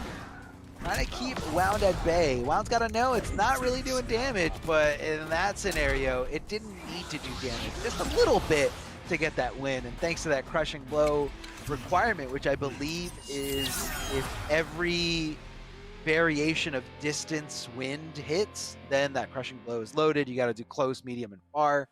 I don't know if there's a very far, but that wind push that you're seeing there from Han Rashid, that doesn't auto track. He's got to specifically place it. So, it just kind of adds a little bit more more thought process when you're doing it. Like, it's not one of those moves that you just do willy-nilly. You got to understand how far the opponent is and spacing. Spacing is very, very important because if that move whiffs, it can be dangerous. It can be very, very dangerous. Right back to Wound Cowboy. He did tell us that he also would have a Cetrion, or might have a Cetrion, but it seems like we're not going to be seeing that at least here. He's going to have to win the next few in a row, as he's down 2 games to 1. Same variation. Oh no, he has slide now. What am I seeing down here? Yeah, it's really, I got that's super small on me. Okay, yeah, There it is. so he's got reptile slide. Reptile got the slide. So he can play a little bit more of a mix-up game. Obviously quite a risk on the low end of that, but it is available. And he can get under some of what Fujin wants to do. Maybe he's thinking he can attack from kind of a far range. Again, unsafely, but it exists. I mean, we saw Slide doing so much against Wound Cowboy when he was fighting against BZ. So it's just, again, really a way to keep someone in check. He could maybe get out of the corner with it, too, if he finds a combo while in his corner. That's true. Adding a little bit more mobility to, a specific character's variation build that's trying to immobilize you here. Woo! The speed from Han Rashid. Wow, Cowboy is just feeling like he's overwhelmed. Oh man, Han even there in the middle part of the string. Yeah, nice little up 2 for your trouble. Oh, short hop kicks here. Overhead, very tricky stuff. Wow, Cowboy gonna get 2% health back here. Yeah, a little bit on the board here. But I think it's gonna be going completely away as that flaming dumpster heading right towards him. This is match point for Han Rashid. 1 round away from securing this victory and moving on here in the bracket. Yeah, he's air extremely strong over the past 3 games, and he's doing the same here. All of this mix-up, look at it. Come on, what are you doing? I don't even know what to do. You're a Wound Cowboy there. You're watching this character dash back and forth like that. Should you press the button? Maybe, but it'll get back 1, right? I mean, the feeling of Han Rashid right now is that he has total control.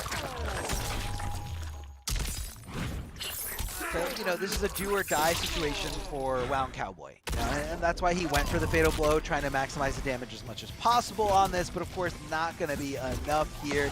He needs to hit at least 3 more combos with Shang Tsung. Hopefully he's looking for that convenient damage in the zoning and decides to hit the interactable Han Rashid, jumping from the top rope and able to seal the deal here, taking out Wound Cowboy. Again, huge shout outs for Ron Cowboy making this top 8, but unfortunately for him, he's going to be eliminated here. I believe that was it was for 5th or 4th place. Look Fifth at the place. bracket again. Yeah, for fifth. Yeah.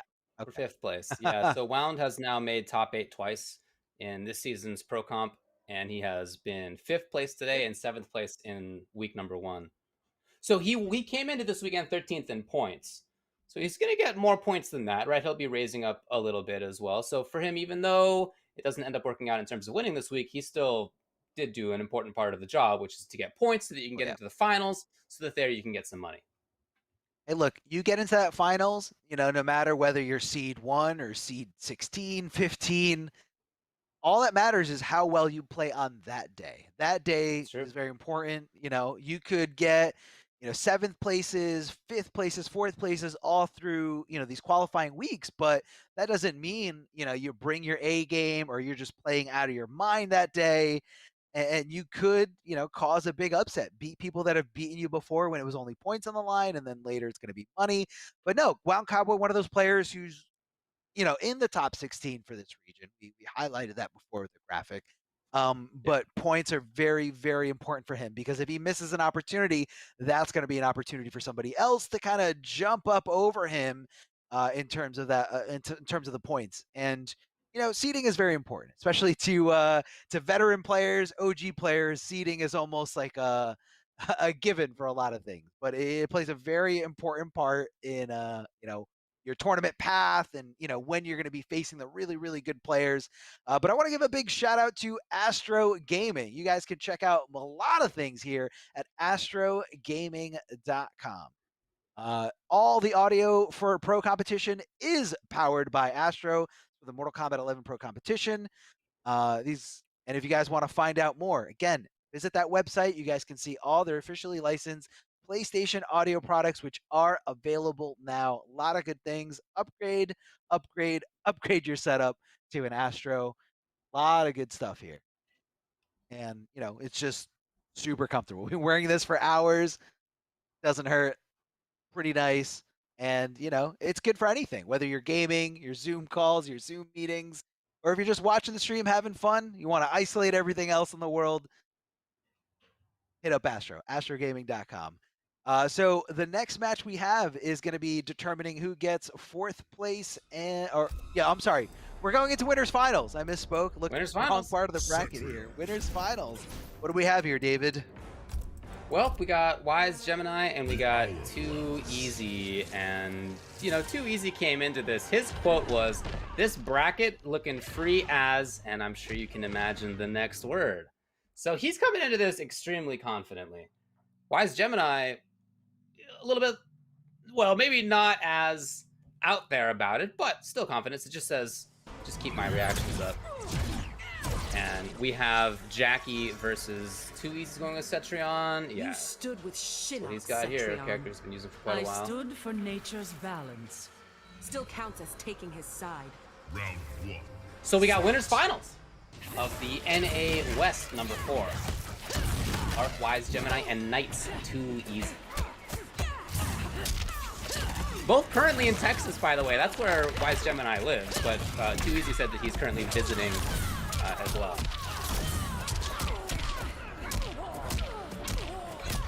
Oh yeah, we got the clinch?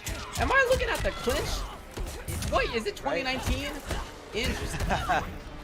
Muay Thai clinch, which was the variation that a lot of people saw before upgraded Jackie became a thing. Dash punch, full range, gonna be filling that crushing blow requirement. A lot of damage here. The forward throw should be enough to seal the deal, and it is. Wise Gemini looking fantastic here. It's Too Easy dives into the Cetrion part of his portfolio. Plays a lot of different characters, definitely Chameleon himself. Super cool to see the clinch. Look, Jackie just has a lot of strong stuff. I feel like there's several variations for her that are really, really good.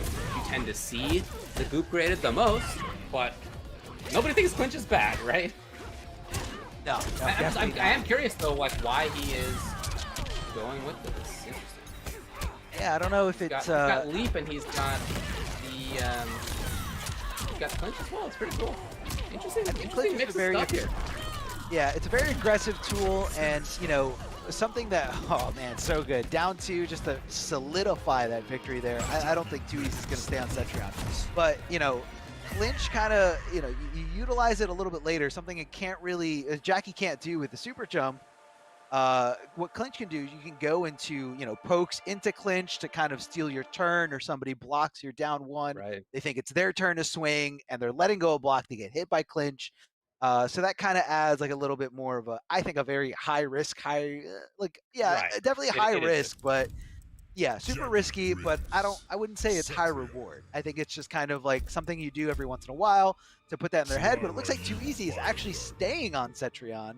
Okay. Despite such a one-sided game number 1. By the way, I love this costume for Cetrion. She looks so cool.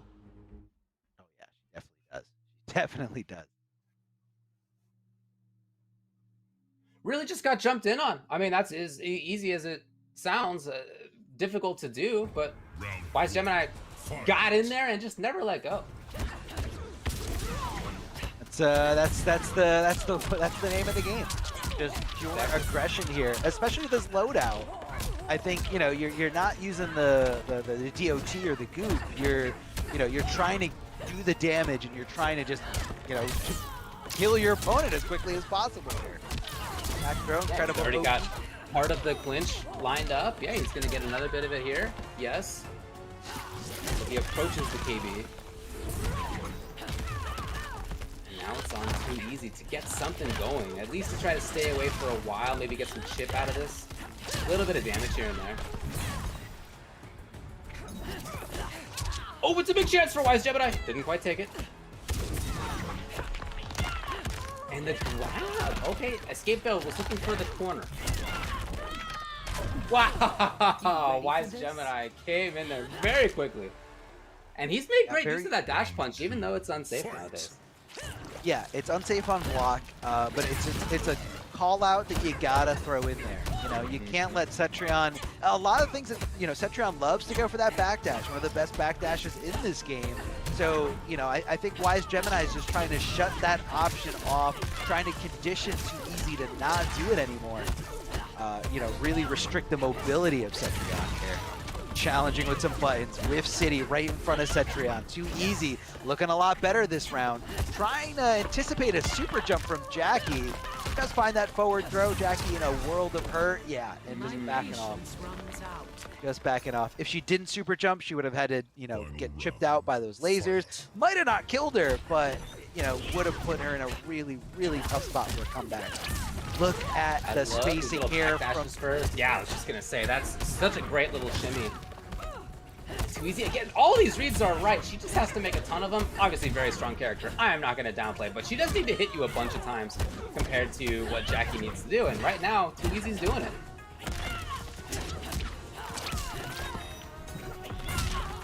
Didn't have any. Here we go. No, it was a big chance. Not quite taken at this point. Okay, well. Oh, Wise Gemini, what a drop. Yeah, it was a good challenge. Really good challenge here from Wise Gemini, but, you know, it just didn't, he didn't execute it perfectly. You know, missed opportunity for him, and 2 Easy able to kind of change the tides into his favor.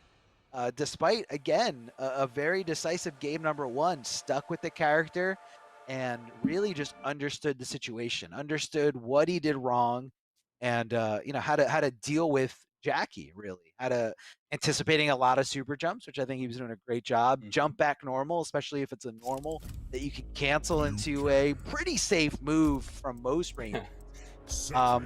But it was forcing Wise Gemini to go with these crazy dash punches, which, you know, again, you touched on the fact, very unsafe, very unsafe. So if you know a dash punch is coming, all you got to do is duck it, block it. Either way, that's going to be a full combo punish.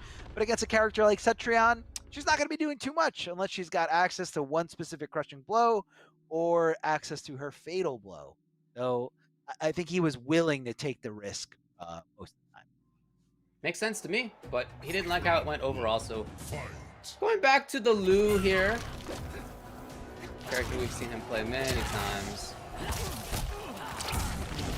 And 2 Easy's playing it similarly, you know, he doesn't want to get zoned out. One of the funky things about how this matchup can go is that Lu has good mid-range control, good far-range control with these projectiles. So if Too Easy can get in there and just cause havoc with Wind being safe, doing a restand, he can make a lot of good work happen too. We saw that at the beginning. Wow, what range! Okay, yes, with the punish. Wise Gemini he was on his way to get into the corner, and then she's out of there at the cost of all her defensive meter, but she is out of there. Oh, flying kick right over her. She's still really low profile there on the ground. Not able to connect it there, just a little too far away. There comes the ground pound and the throw coming from Wise Gemini. Wise Gemini looking good here, trying to take this lead away from Too Easy, trying to shift the momentum back in his favor. Too Easy with a perfect call out here. Expression Flow gonna pop up with a good dip. There's the armor breaker. So good from Cetrion. That move does everything. Restand, it really does everything, yeah. Yeah. Breaks armor. Okay. Well, right now, Too Easy stuck in the corner. And you know that this can go downhill really fast versus Alu. Back into the corner, please. Yes. Oh, huge chance. Is that an input error? Had to be an input error. There's no way he wanted that. No way. And I think it the would be side such a giant call out. Yeah. Yeah. I think the side switch messed up his inputs just a little bit here. Left becomes right, right becomes left. Jump and kick from Liu Kang. What a conversion here into 1-2, 1-2. No problem. Here comes Fatal Blow. I'm pretty sure this is going to be enough to kill. No, scaling. It's scaling a lot. Definitely not killing. Yep. So now the question is, does she teleport or not? No, the answer is no, but nevertheless, Wise Gemini was frozen because he was worried about it. Oh, that's such a heartbreaker when you utilize that Fatal Blow. It connects, you're so close to that comeback, and then you lose the round anyway. Now, Wise Gemini is coming in this final round. No Fatal Blow available, but Too Easy will have access when he falls below 30%. Boulders after boulders, straight lasers, the zoning options here from Cetrion, trying to get some kind of whiff there from Liu Kang, but Wise Gemini staying really patient, not poking unless he is absolutely sure he is going to make contact. Anti-air, the down one, Too Easy desperately trying to jump out of the corner here. This is not good. This is not good for Too Easy at all. Regular throw here. Wise Gemini got him into the corner and never, ever let up. Throws, anti-airs, pressure, all the right call-outs here.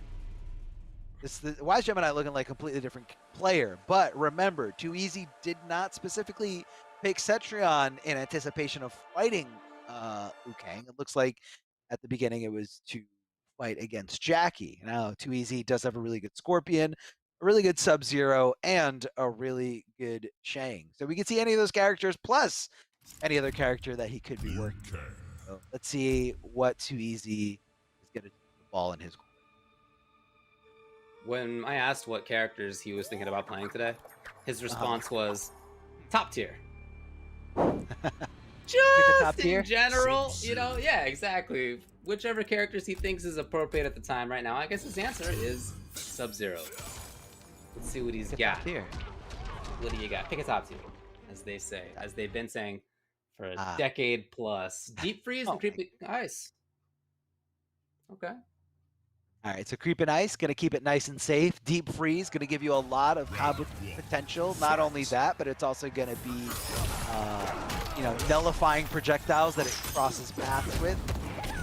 And making pretty much any, you know, just eliminating any kind of trade in the projectile war. Poking with down one on wake up, that's a questionable decision here. Wise Gemini definitely feels a way about that as he ducks under the throw down to that nunchuck, making contact with the bottom of Sub-Zero's chin as he just inflicts all this damage. Oh my god, oh wait, he whiffed! Oh my god, can he make this comeback? He needs to hit him one more time, and he can kill him. Oh man, you're actually right. No, that's not gonna happen. Wise Gemini will get there first. That was a very risky round by Too Easy. You're right, could have made a comeback, but he made a lot of reads defensively that just did not pay off. And right there again with random slide, I was about to bring that up too. He had that in the previous rounds, didn't work. This time, no. So Wise Gemini at his match point is looking great. I think that might be keyed up now. Oh man, Too Easy cannot battle out at all. God, throws after Got him. What a buzzsaw from Wise Gemini right there. Wow, he dominated in that game. And what was funky again about that is that was Too Easy taking a bunch of risks. Couple of slides in neutral. He had grab as pressure rather than something a little safer. I mean, in some ways, grab is riskier than forward too, right? Depends on how you think about that. He was very active defensively and just kept on getting blown up for it. He was trying to make reads. Obviously, he's an extremely strong player, but in that particular round, Wise Gemini just had it against him almost every time. Yeah. Yeah, no, it was definitely a tough thing to deal with, and yeah, Wise Gemini in control. Even in that first round, not using those crushing blows, but being able to set them up for round number 2 to make it that he didn't have to hit him as many times. Stand 1-2 is also just incredible. It looked like Too Easy wasn't really spacing that move out quite well. Stand 1 would whiff, but he wouldn't anticipate for the correct range to make the second hit of 1-2 whiff. And it's a tough thing. It's a tough thing to do. It's a very fast move. It does hit as a double high, but it's so quick that it just catches you by surprise. And again, guys, we want to give a big shout out to PlayStation 4. This tournament is presented by PlayStation 4, the Mortal Kombat Pro competition, along with all the other regions, everything really coming down to PlayStation 4. Giving us a lot of love. PS4 tournaments are weekly competitions for all skill levels. Compete against your friends and rivals for unique rewards. You guys can visit the PlayStation 4 Competition Center, the one destination that has Mortal Kombat content that gives you an inside look at how top players play and some tips and tricks for players of all skill levels. All you guys got to do, go to that website you saw right there, compete.playstation.com, sign in with your PSN ID, and you are good to go. Sign up for weekly tournaments, not only in MK, not only in fighting games, but a lot of different genres.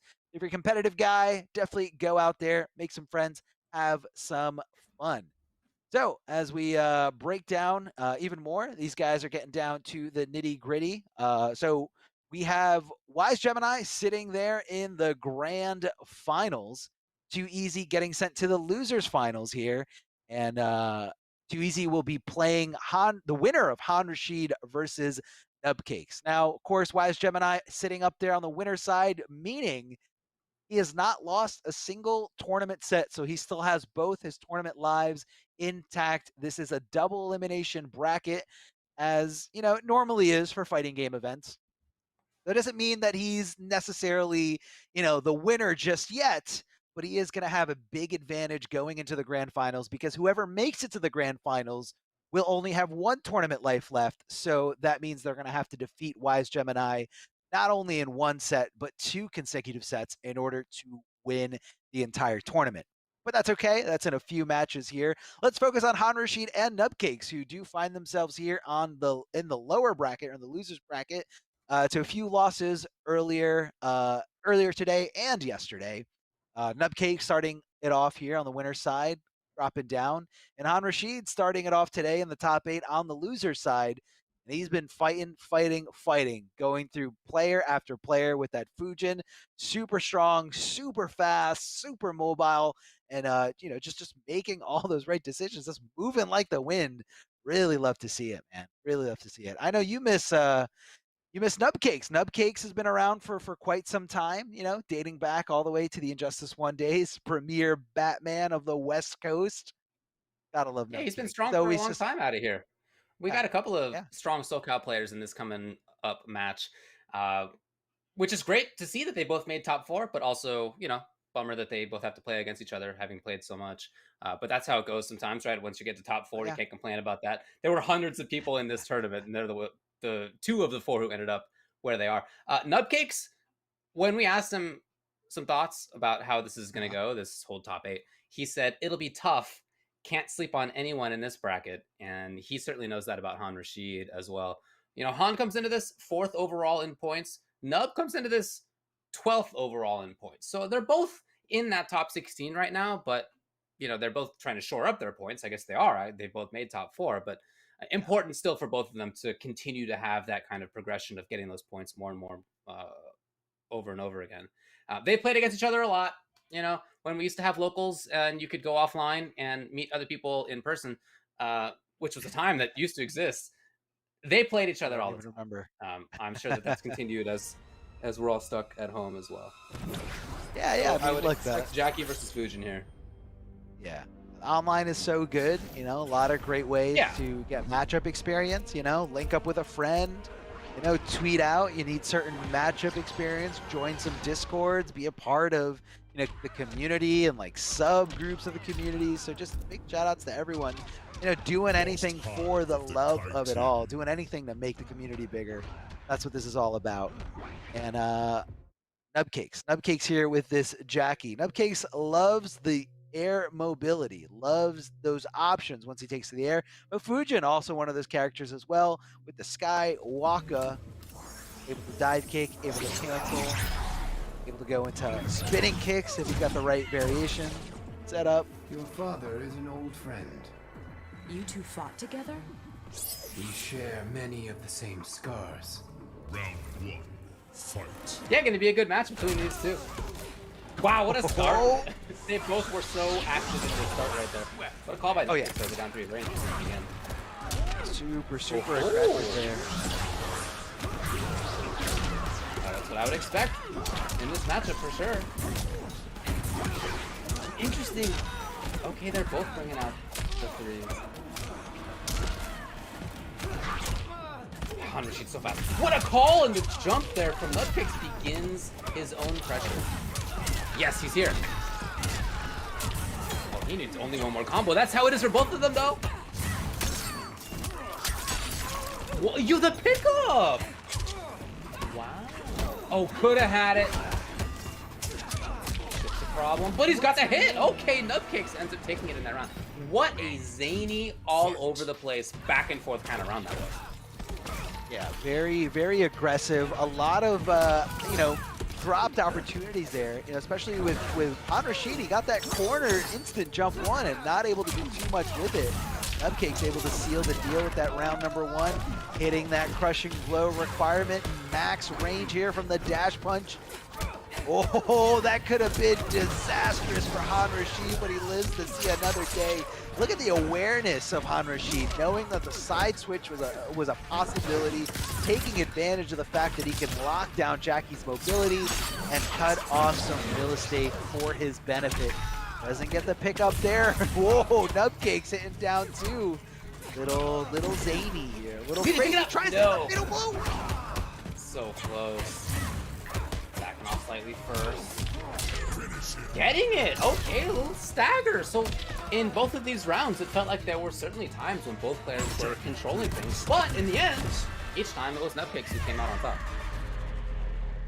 Yeah. And it's, again, so close, so down to the wire. Especially round number 1. I feel like Rashid had like 1 or 2 game-winning or round-winning scenarios and just kind of dropped the opportunity, which you don't want to do on a stage like this. You don't want to do when, you know, there's a lot of points on the line. The farther up you get in the placement, the bigger the difference in points are for all these, you know, sets. You know, the difference between 4th and 3rd is a lot bigger than the difference between, you know, 7th and 5th.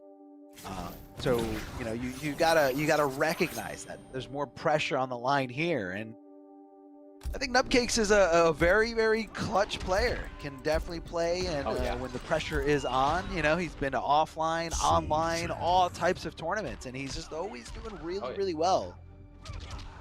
Yeah, it's in some ways almost nice for him that this is an online only time, because back when there were so many offline events, yeah, he would travel sometimes, but he just wasn't able to as often as some of the other players. So you didn't get to see him. You didn't get many chances to do the kind of work that he has long been capable of doing. He did support his locals, though, for quite some time. Definitely, you know, one of the OG Injustice 1 boys, always at Wednesday night fights. So a big shout out to the locals. Everyone's waiting for them to come back. Yeah. The little button there from Nubcakes to start things off. And what a pickup, too.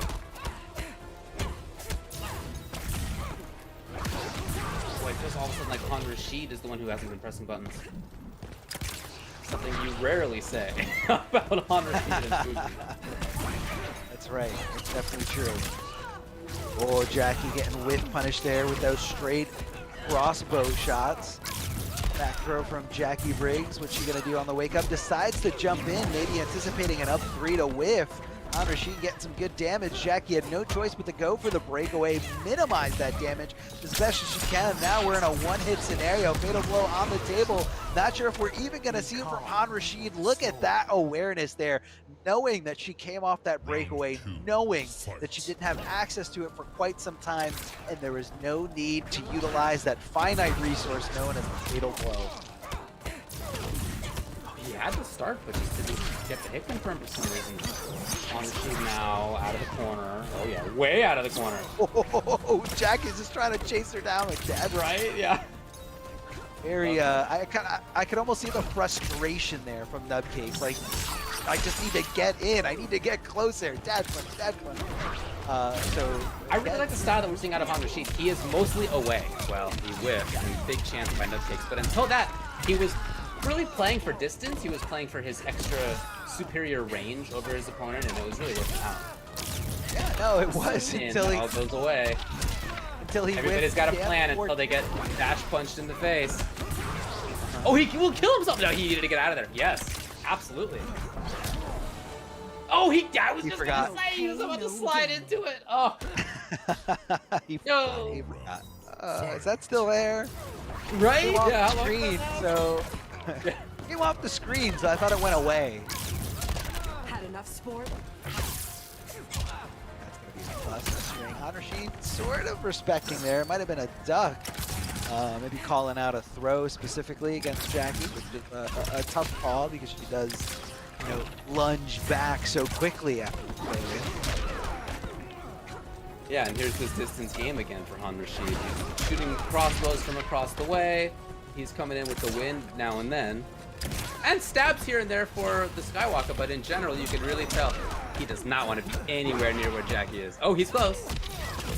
And he actually got hit because of the one time he got close. It was on his own turn, and just like that, Nubcakes takes advantage for 400 damage. Okay. Got it. There it is. Yeah, that might have just been a chip kill situation with the needle. So Han Rashid ties it up 1-1. Yeah, it was definitely a smart move from Han Rashid. You know, as soon as you break away, you don't have any defensive bar. If you don't have defensive bar, you lose access to wake up roll. You lose access to wake up attacks. The only thing you can do in that scenario is just do a one delay wake up. And Han Rashid covering both bases, covering, you know, regular wake up and delay wake up by hitting that very active string in the back 1-1 string. So smart stuff by Han Rashid. Again, no need to take any kind of risk if you don't have to. Just cleaned it up, no problem. Nubcakes sticking it out here with Jackie. I don't think he's going to go anywhere else. And, you know, it's close. It's definitely a close set so far. I don't think there's any need to run for the hills quite yet. Yeah, why is it that Fujin has a crossbow? I don't know. I don't know why that is. But I don't know why it is, but he's had a crossbow ever since Mortal Kombat 4. So yeah. Again, it's part of it. It's just there. They have to. Although his crossbow in Mortal Kombat 4 had like glowing arrows that made you explode. I don't know why they, you know, he downgraded just a little bit more humble is the model of this one. He's got some other stuff going for him in this game. It's okay. Oh yeah. Oh, what a block, but just not quite there in range. It's gonna be pressure for Nubcakes here. Comes in. That delay actually allows Nubcakes to get pressure. Right up to it, actually behind it. It's definitely not a good up. Like in terms of, as far as up twos go in this game, like I'm sorry, it's just not. It's not a good up two. The hitbox is a little strange, very specific. You know, some up twos, it's got a very like long, like horizontal and vertical range. I don't think Fujin's has either one. It's just very like, it's just like a line that goes up. Misses all the time. So I'm sure Han Rashid wasn't surprised when it whiffed. He's just like, oh, Typical stuff. Right now he's looking good here, hitting that back wind pull right into. Oh no! You've seen him do that before. That was a little, a little crazy. Oh, Jackie and finds it. Yeah, I feel like even before that, Han Rashid had a combo on back 1-1 and had Fatal already and chose not to use it.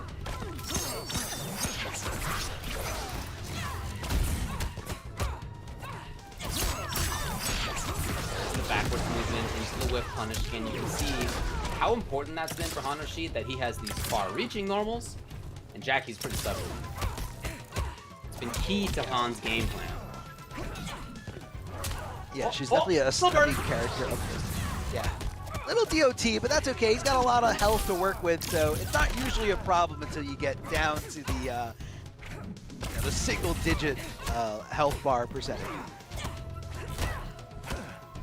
Too far though, yeah. That range that Nupcake's been doing that has been really, really good. The crossbow to the rescue. Again, this distance game is where Han seems like he wants to be. Out of the sky, no bar, but he makes it count anyway. Look at this, and he actually built the offensive bar in that combo, and just had it by the end of the combo right there. Great stuff. That's how fast. That's how oh, I'm sorry. That's how long. Right? Yeah. Combo is. It's a take forever. Big jump in here from Nupcake. Double jump in, if you will. First one empty. Next one coming in hot with a big punch right to the face. Nupcake goes for the challenge. That move is not unsafe, but it is pretty negative, so it's usually your turn to swing afterwards. Nupcake, knowing that, goes for the slower mids. The back 1-1, barely whiffing there in that scenario, trying to get a whiff punish of his own. Here comes super jumping, just like that. Han Rashid reacting perfectly with that straight crossbow. Again, keeping Jackie back. You can see the frustration just oozing out of Nupcakes here. I think that's going to be all she wrote. Indeed it is. Han Rashid sealing the deal with a nice, crisp little combo there, ending it quite simply with a down 2. No need to risk any kind of execution, or possibly drop the game-winning scenario, the set-winning scenario, and Han Rashid is going to be moving on to the losers finals, where he's going to be facing up again. He's going to be faced up against Too Easy. Winner of that is going to move on to grand finals. I think it's just 2-1. Oh God! Oh, that was it. I thought that was it. Okay, thank you, David. Yeah. Just Jackie Briggs. Still though, the way that Han's am I gonna been curse playing, it? Is that? We'll see, right? Yeah. One thing that I've really enjoyed watching is how when Han backs off to that kind of far range that he's like to pick, he uses this regular crossbow as the anti-air, as like the Mike Watson fireball anti-air, and that's a great usage of that because I feel like one of the downsides of that crossbow is that it's like really high up, right? Like versus people who are on the ground, it's like you can duck it really easily, right? There's like no bones about it. But if it's an anti-air, it does the trick. So he's back off to his range with that specifically as effective. It's a really good way to kind of the other approach there. Jackie is that dash punch. Gets her from point A to point B really quickly. However, it is unsafe. So you gotta kind of think twice if you're Jackie. Well, she got to point B pretty fast this time. It's Han who has the corner now. Tried to keep it going. That would have been super sick. Wave dash into continuing combo, but not quite there. Here's the block. Nothing.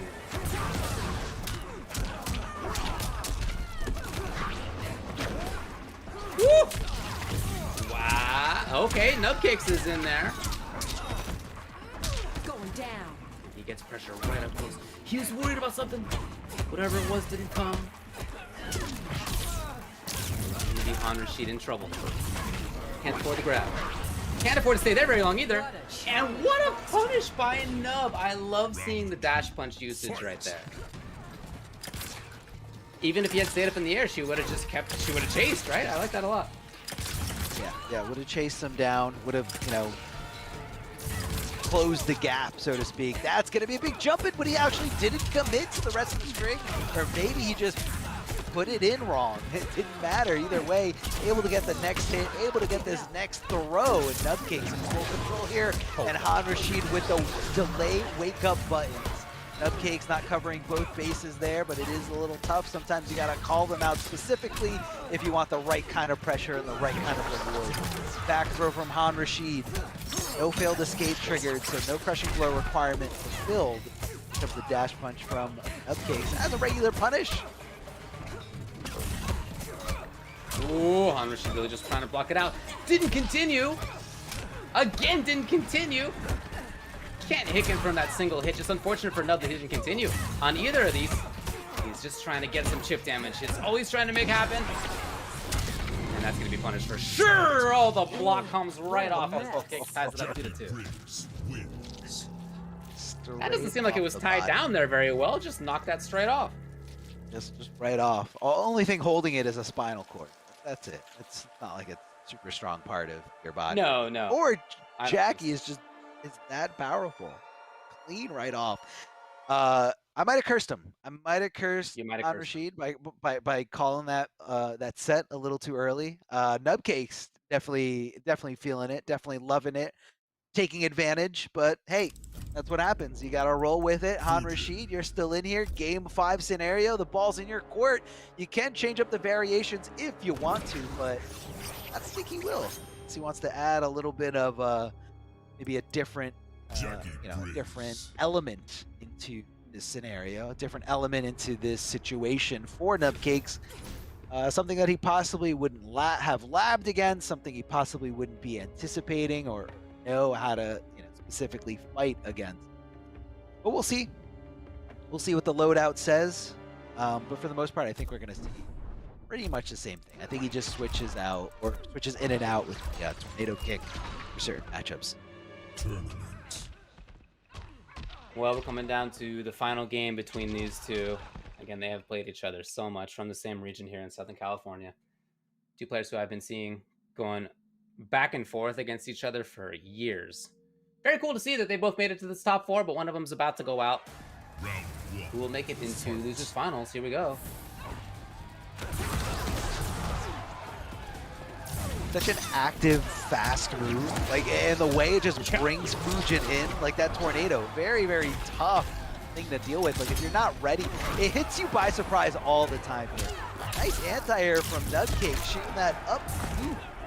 Stop Fujin right there, calling out that roll, hitting him before the recovery frames, actually hitting him while the roll is invincible with that throw. Able to make that connection here. Super jumping, flawless block up 3. His turn to swing afterwards. What a punish, what a punish, what a punish here from Han Rashid. The back 1-1. Drops the last little part of that combo. Not sure if he was trying to bait out something, maybe go for some kind of strange little reset. Look at the conversion. That might be all she wrote. Yes, she has a little bit less health than the other characters by 5% exactly. And because of that, Han Rashid got the winning scenario. Match point, Han Rashid. He had some unorthodox stuff in that round. Things that he hadn't been doing quite as much. There's that up 2 that you were talking about before. It didn't quite do the trick this time either. Why? Why go for the up 2? Very, very, very bad. And here's that distance gain. Here's Han staying away, hoping to catch his opponent with some crossbows, with some sudden movement, but it was a jump forward from Nub. Expecting that there in that situation. As he has really opened up the hop game, by the way. Hop into, yeah, grab, just tried it right there. One backs off. Oh, the threat certainly was there of him backing off. And now Nubcakes needs one hit. Oh, what happened there? That? I don't know, but whatever it was kind of kept Nub from taking that. Was he on the wrong no, side? he's gonna lose! It's Han Rashid taking it 3-2, in part due to wild wackiness from Jackie Briggs. It looked like when he pressed his normal button that she was facing the wrong side, like just for 1 second, and those things do happen. It happens in the game. You have this little element of the side switch. It happens in a lot of different games, and. What's really important is that Han Rashid took advantage of the fact that it did happen, and he didn't let off. Forward 3 to fatal blow, Really, really good stuff there. Down to the wire, nail biter situation here. Game 5. We thought we were going to go into a final round, but unfortunately for Nubcakes, it's going to be Han Rashid moving on. Nubcakes does get 4th place and a lot of points to hopefully solidify that spot into the finale for this region, which is going to have a $10,000 prize pool. So Nubcakes, keep doing what you're doing. You did a great job this weekend for this tournament, but unfortunately your tournament run ends here. Han Rashid moving on where he's going to be facing Too Easy, and then the winner of that going to be moving on to the grand finals to hopefully get a shot at winning that first place point prize. And yeah, man, a lot on the line here. Some points, going to get into the finale, great seating, a lot of good stuff coming your way. A lot of good competitors competed this weekend. And I want to thank all of you guys for watching. There are 2 more matches just ahead, but I want to give a little shout out to our merch, the merch that you see that I'm wearing right here today. You guys can get it at amazon.com/Mortal Kombat. If you guys are also watching the stream on a desktop, I believe you guys can just click on the link there. Very easy. A lot of great stuff here, not just these t-shirts that you see here with Scorpion, Melina, and Sub-Zero. Other characters like Raiden, Jade, and Liu Kang are available in different styles. You can get the sweaters, the pullover hoodies, the tank tops, regular t-shirts, different colored t-shirts like green ones, red ones, more. All there at amazon.com/Mortal Kombat. Check out the merch store. A lot of goodies there. And rep the realm, rep your passion for this community, rep Mortal Kombat 11 out in the real world whenever we do get to go there. But right now it's usually just grocery store trips. Either way, it is really awesome. We're going to go into a short break, but guys, don't go anywhere. We have losers finals and grand finals coming right back for you.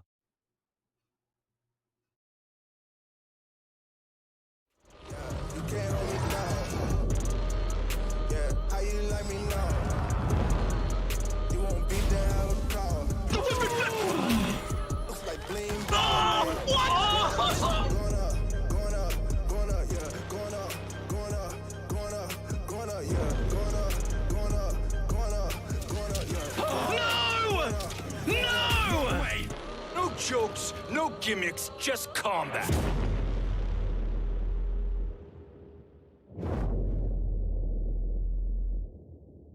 PlayStation. Looking for attention, I don't need the extra tension, cause I'm in the 4th dimension. Trapeze high in suspension. Now don't bother with the haters, cause they all be imitators. Real life manipulators. Get it back up and see you later. I like me for me. I'ma be what I'ma be. I like me for me. I am who I wanna be. Na na na na na na na na na. Gotta prove it to myself and nobody else. Gotta prove it to myself and nobody else. I like me for me.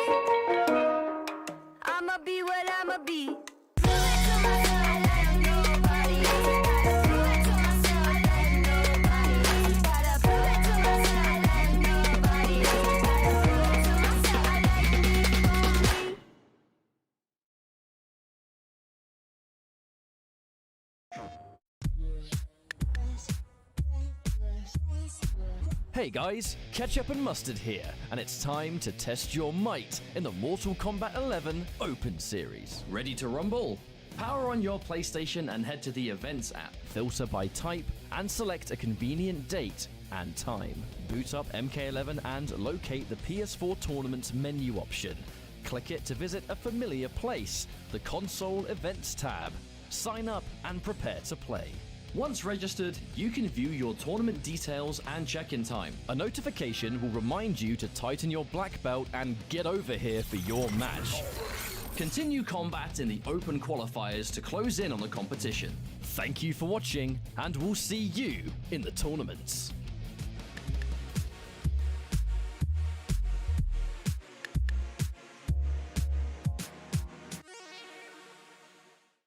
PlayStation.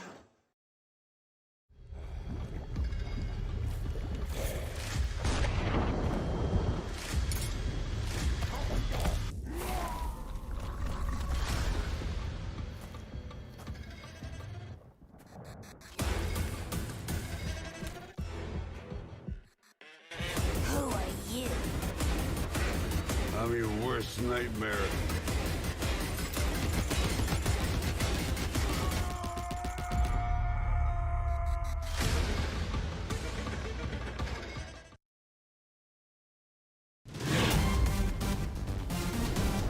Any ring I step into is mine.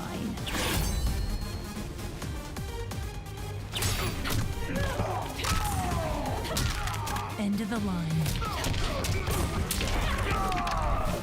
Then this fight is now personal.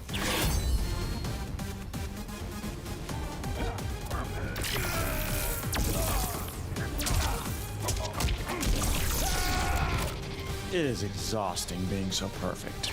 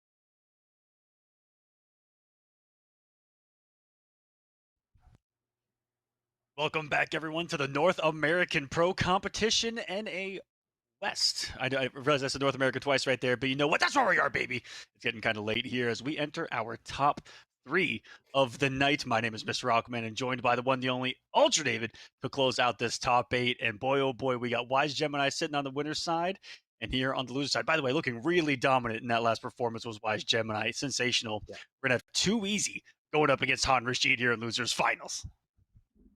That's exactly right. Yep, we got Han Rashid, who made it into grand finals last time, ended up getting second place, and Too Easy trying to get up there as well. He has been 7th place, 5th place, and 5th place. Those are his 3 results so far. So that's a lot of consistency, and it means that he's currently 6th overall in points coming into this, which is great. But here he is already doing better than that, and obviously what he really wants is that number 1 overall. And this is going to be a really big jump for someone like Wise Gemini as well, who was sitting at, what, 18th, it looks like, before coming into this tournament and already guaranteed at least 2nd. That's a pretty significant jump right there. Possibly a boost up into top 8 territory. That's setting him up for the rest of the season. As we're hitting the midway point, by the way, here in the pro competition for some of these regions. That's right. Yeah. Where this is the 4th. There are 8 until the finals. And you got to get in those points. This is the time to do it for sure. So we're probably looking at this going to be obviously Fujin, I would expect, for Han Rashid, right? That's the expectation on that side. For Too Easy, harder to say, I would think. He's got so many characters up his sleeve. We got the sub pick, Cetrion pick, Shang pick, and it all depends on what he's like. I don't know who Too Easy might be most comfortable with against Fujin. But for Han Rashid, he's coming off a good victory himself here, and these are just we're down to a lot of players, and that's what I love about the West Coast side of things. That a lot of these players are really explosive in their offense, and I love seeing it. You got Wise Gemini, who has been going off. You got Too Easy here, who has no fear whatsoever. It doesn't matter who you are. And Han Rashid here was not hovering over Fujin for a second. Was hovering over his former main in Liu Kang, but going to go back to the Wind God, and it's the Sub-Zero pick from Dewey. This is going to be a highly mobile festival right here that we're about to witness.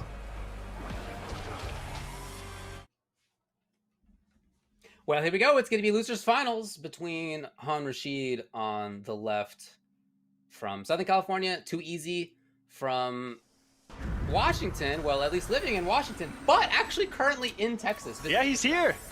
He is here in Texas. He actually visited for a local that was done. I think it was like a 4-person. It was a really small thing put together at Mash House, and he ended up winning it as well just last night at like 2 in the morning, and he's still here competing. And shouts to Too Easy, who's out here grinding to say the least. Wow, I love that anti right there. Down 1 into the back 2. Now he's got almost the corner. Wow, what perfect timing. And there are nothing but good trades when you're playing Sub-Zero, baby. We just made it look that way the entire night. Throws the forward 2, but clutch block from Han Rashid early. Yeah, when that meter's just about to come back, I feel like they're more likely to do the overhead, and that was the case there. But Too Easy still with a huge life lead, and Han Rashid way down. Gonna try to set things up, looking for the hit confirm, but Too Easy with the poke back. Closes out the round. Really good chase down by Too Easy too. You know, probably a lot of matchup knowledge, knowing that there's a lot of pushback on that forward 3 when canceled. Really smart stuff. Flush blocks by Han Rashid. Just currently survived the nightmare that is back to the corner against Sub-Zero. Just a 4-3 and almost had the read on it. Was Too Easy. That jump back was looking pretty blistered. Big old neutral jump on wake up. Interesting from Too Easy. If you recall, when he lost to Wise Gemini in that winners finals, part of what happened at the end was that he got very confident defensively about making big defensive reads, and they just none of them worked out for like the entire game. But he's back here doing it again. That's the mix-up right there, David. Sometimes it works, sometimes it does not. Just like those raw slides, you can say the same exact thing. Boy, when they've worked, they've looked genius. But when they go blocked and punished, it's a completely different story here. And Han Rashid's going to have to definitely be prepared to watch those toes here early on. But you've seen that he's afraid to take a little bit of risk early on and go for a block some 4-2s. He's one of those guys that does genius punish. Okay. And into the corner again. So much damage each time. He's actually working on a flawless even still. It's still going. Frozen out Too Easy.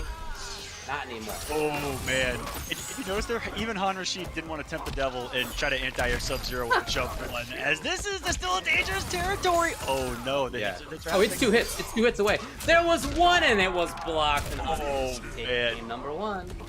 I'm shocked Too Easy took that big of a risk with just Fatal Blow, as it would not have killed. He still needed 1 more. I have to, go into the deep freeze, go into some kind of hit confirm and an ice ball. I didn't want to try to reset that for the kill. So that's why I'm a little shocked he went for that early on. But Han Rashid, clutch blocks. Every 4-2 blocked? Wait a second. He actually did, didn't he? Every 4-2 was blocked, I think. Maybe 1 was not, but it was into creeping ice rather than ice ball. Yeah, which was like 100 damage, and then guess again. Yeah. Weathering so the great storm. defense. Fujin. Great defense. Now, will it still be Sub-Zero from Too Easy? What's the choice? Again, he has a few different characters at high level up his sleeve. And it looks like he's headed right back to Sub-Zero. Check I like that it. variation, though. What do we got? What do we got? What do we got? Is it the same? Look the same. Look like Creeping Ice and Deep Freeze. You are correct. Which I like. You know, sometimes you gotta say, hey, he blocked right, but no one blocks right forever. That's the mentality you need as a mixed machine, baby. Too Easy can get it going.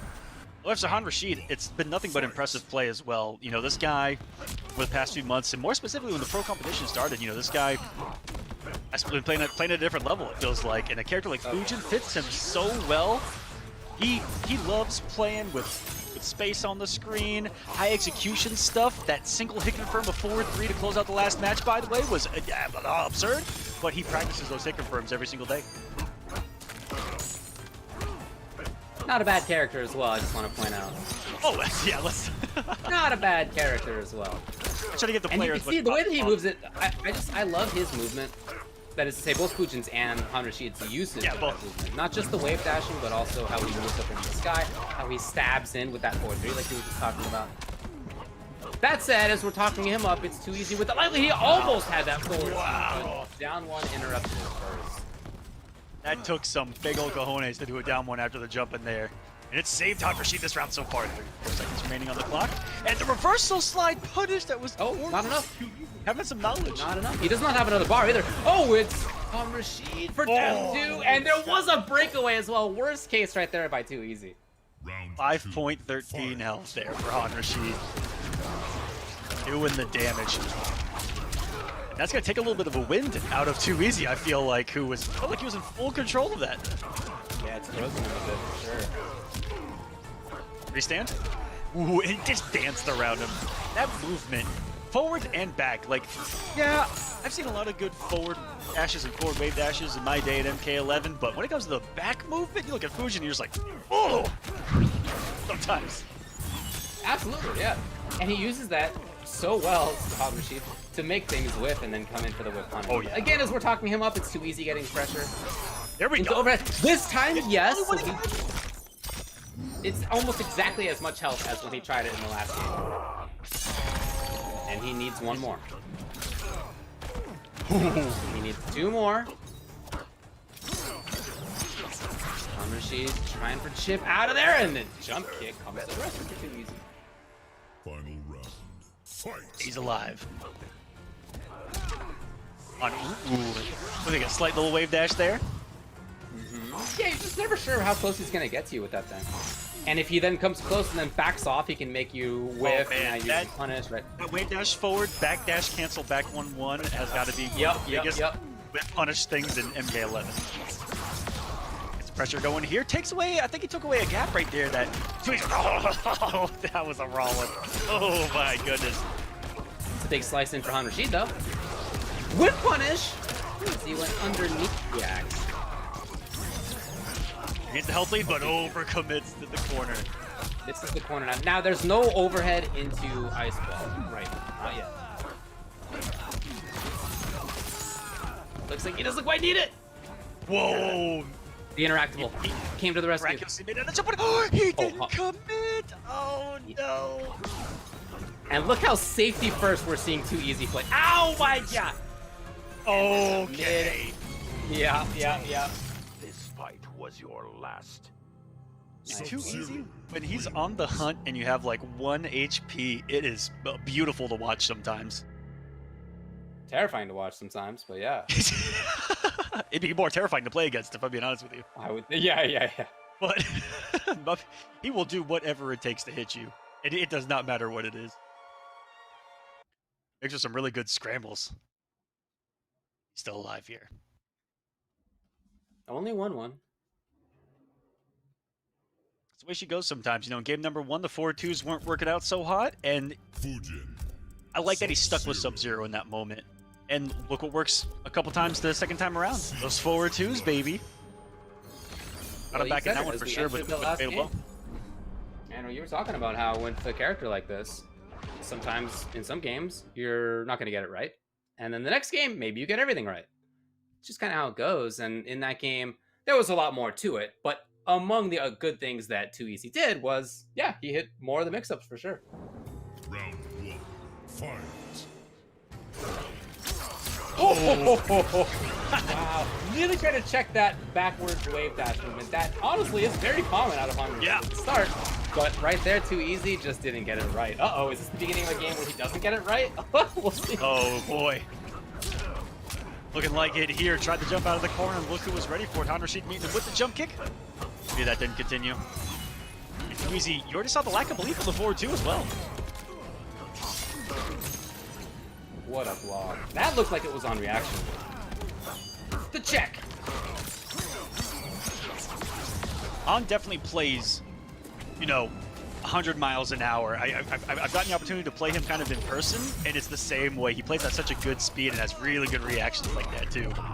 Definitely wouldn't be surprised if he was going for it. Huge catch out here. Mid-screen for Too Easy, and he bent it all so many times right there. And when it works, he looks like a genius right there. Swipes through. Oh, no. Is that a throw out of the corner? It is. That's fine. Trying for the whip punish, but not quite there. It was Too Easy. Now we got Han trying to make things happen. Yes. I know it was just a double down one, but even those pickups are really hot to me. She was about to start dancing. Wait out the second bar. Now we can play a little more loosely.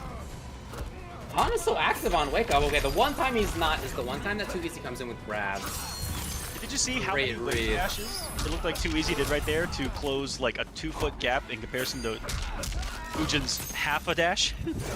Yeah, well, you know. Oh my And then the slide, was that, I think, 5 raw slides, something like that, in that game right there. And again, if you're guessing right on those more frequently, you're really going to shut the opponents down. But the thing is that even if you're not, even if you get it blocked sometimes and it gets punished sometimes, that's bad in one sense. You're going to lose a bunch of life. Maybe get knocked down into a bad situation. But on the other hand, it makes a player who really wants to be moving around in Han Rashid think twice about the movement, and that can have its own benefits in a long set. Yeah, the entire time that's going to be in the back of your mind, and the fact that Too Easy, and this is something that's really beautiful, the fact that he's so far in this tournament, in this bracket, he's refused to not do it, which means that it's truly always going to be on his opponent's mind. And I like that he forces that situation, even at the cost of his own health, the cost of his own life at times. He is going to make it so that the opponent respects it and eventually use that respect against him. In theory.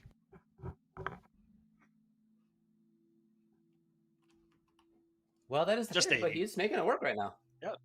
It's something that's really unique, and you don't see a lot from you don't see that from a lot of players. He tried it. Now, it was not the same timing, I want to point out. It was a little bit later. But already he's had a couple of slides. Yeah, exactly. I mean, and that can be enough to make the opponent get hit. That slight difference in timing. Wow, what a cash out! Bad day right there, 225, even through the breakaway. Just checking each other right here. What a great position here for Too Easy. Ooh, the back 1-1 was big enough. Not a lot of characters' turns there. That post-block game, it just dancing across the screen, bumping wave dash to, I don't know. He went and visited the East Coast players and like, yo, what's up, and then came back. Really trying to make this work here on the ice balls. That's both offensive bars. As soon as they were gone, Hunter did stuff. He's in there. Trying for land keys, there was no button. I think that tells us that Too Easy was pressing right there, thinking that he was going to recover quick enough to steal a turn. No punish, but the back 1-1 hitting cleanly. Snipered up here once more. Just timing two things perfectly. End of that round and beginning of this one of knowing, and three in a row, of knowing when Too Easy was going to let go of block. That's crazy. Armor break. This might be one of those times again, David. Well, just like that, Too Easy's got the corner. Or not. Oh, he tries playing up slide. Han Rashid's up in the sky and shuts that down. It's 2-2. So each game I feel like Han Rashid has won. It's been when he, you know, it's really been in 2Easy's hands, whether the mix works or you know, or those more aggressive reads, I should say, because it's both on offense and defense. Those really aggressive reads either work out or they don't. And both rounds he's lost is a prime example of that. It's game 5. It's 2-2. It's been that exact, you know, coin flip, 50-50 time, baby. What's it going to come down to? Because now it comes down to 1. I think we're going to see a sub again. I don't think he's going to be switching here. Fujin.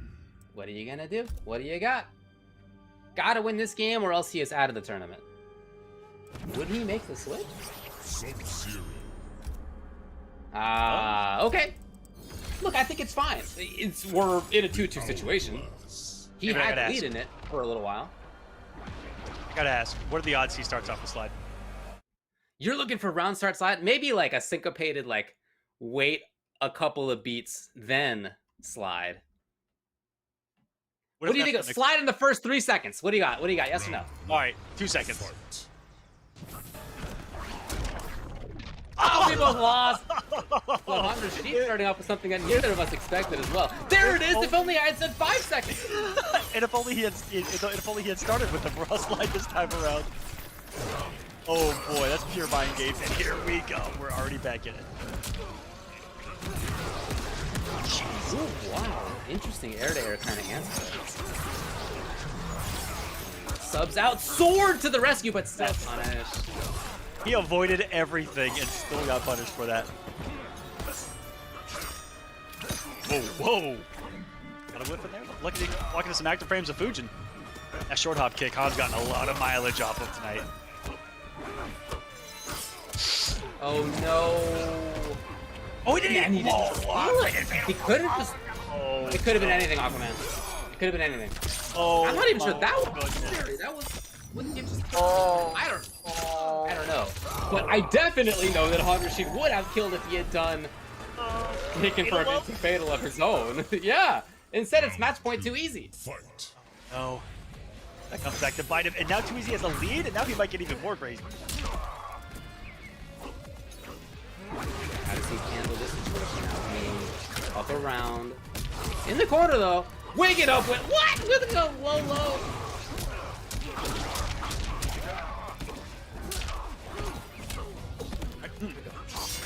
Still back in there for buttons. It's 2Easy. Not. Wow, look, that was like the max distance forward 4 right there. That's some extra pushback on it. That was probably plus like 10. There. It's too late though, and 2Easy tried to make those buttons. Rashid is close. It's plus friends. He jumps on plus friends. Wow, it's match point now for both. Final game, final round. One of them goes to grand finals. Final round. Fight. In hindsight, going back to that first round, Han Rashid does have his fatal blow here in a final round situation. Look at all these chop blocks from Han Rashid right there. We talked about how important that slide has been for checking him, and it did. Watch those toes. Now how often will that open come out? Oh, he committed! That was raw commitment off of that back too. What? Oh my god, both of them.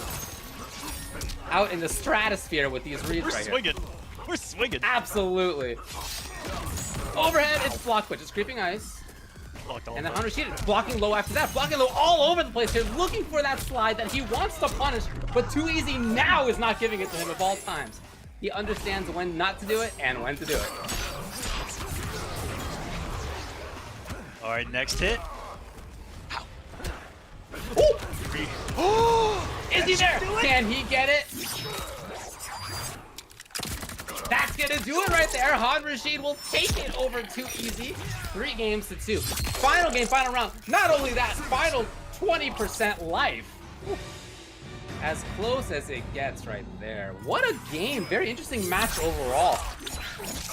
Talking about the way that 2Easy handled the mix-ups of slide, of overhead, and how important that was. Yes, even though it got him punished sometimes, you could absolutely see in that game especially as the rounds went on, that Han Rashid was crouch blocking way more than before. And that allowed more movement by Too Easy. Now, ultimately, Han ended up taking it, but you could nevertheless see the payoff of that strategy of being willing to risk some life here and there in the previous games.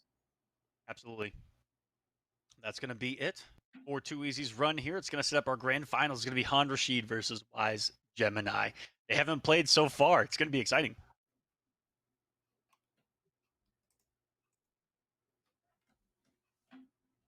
That's going to be our grand finals, guys. I want to give a quick final shout out to Astro Gaming, the official audio partner of the Mortal Kombat 11 Pro Competition. All of our audio is powered by Astro for the entirety of the season. Please visit astrogaming.com to find out more information on all of their officially licensed PlayStation audio products available now.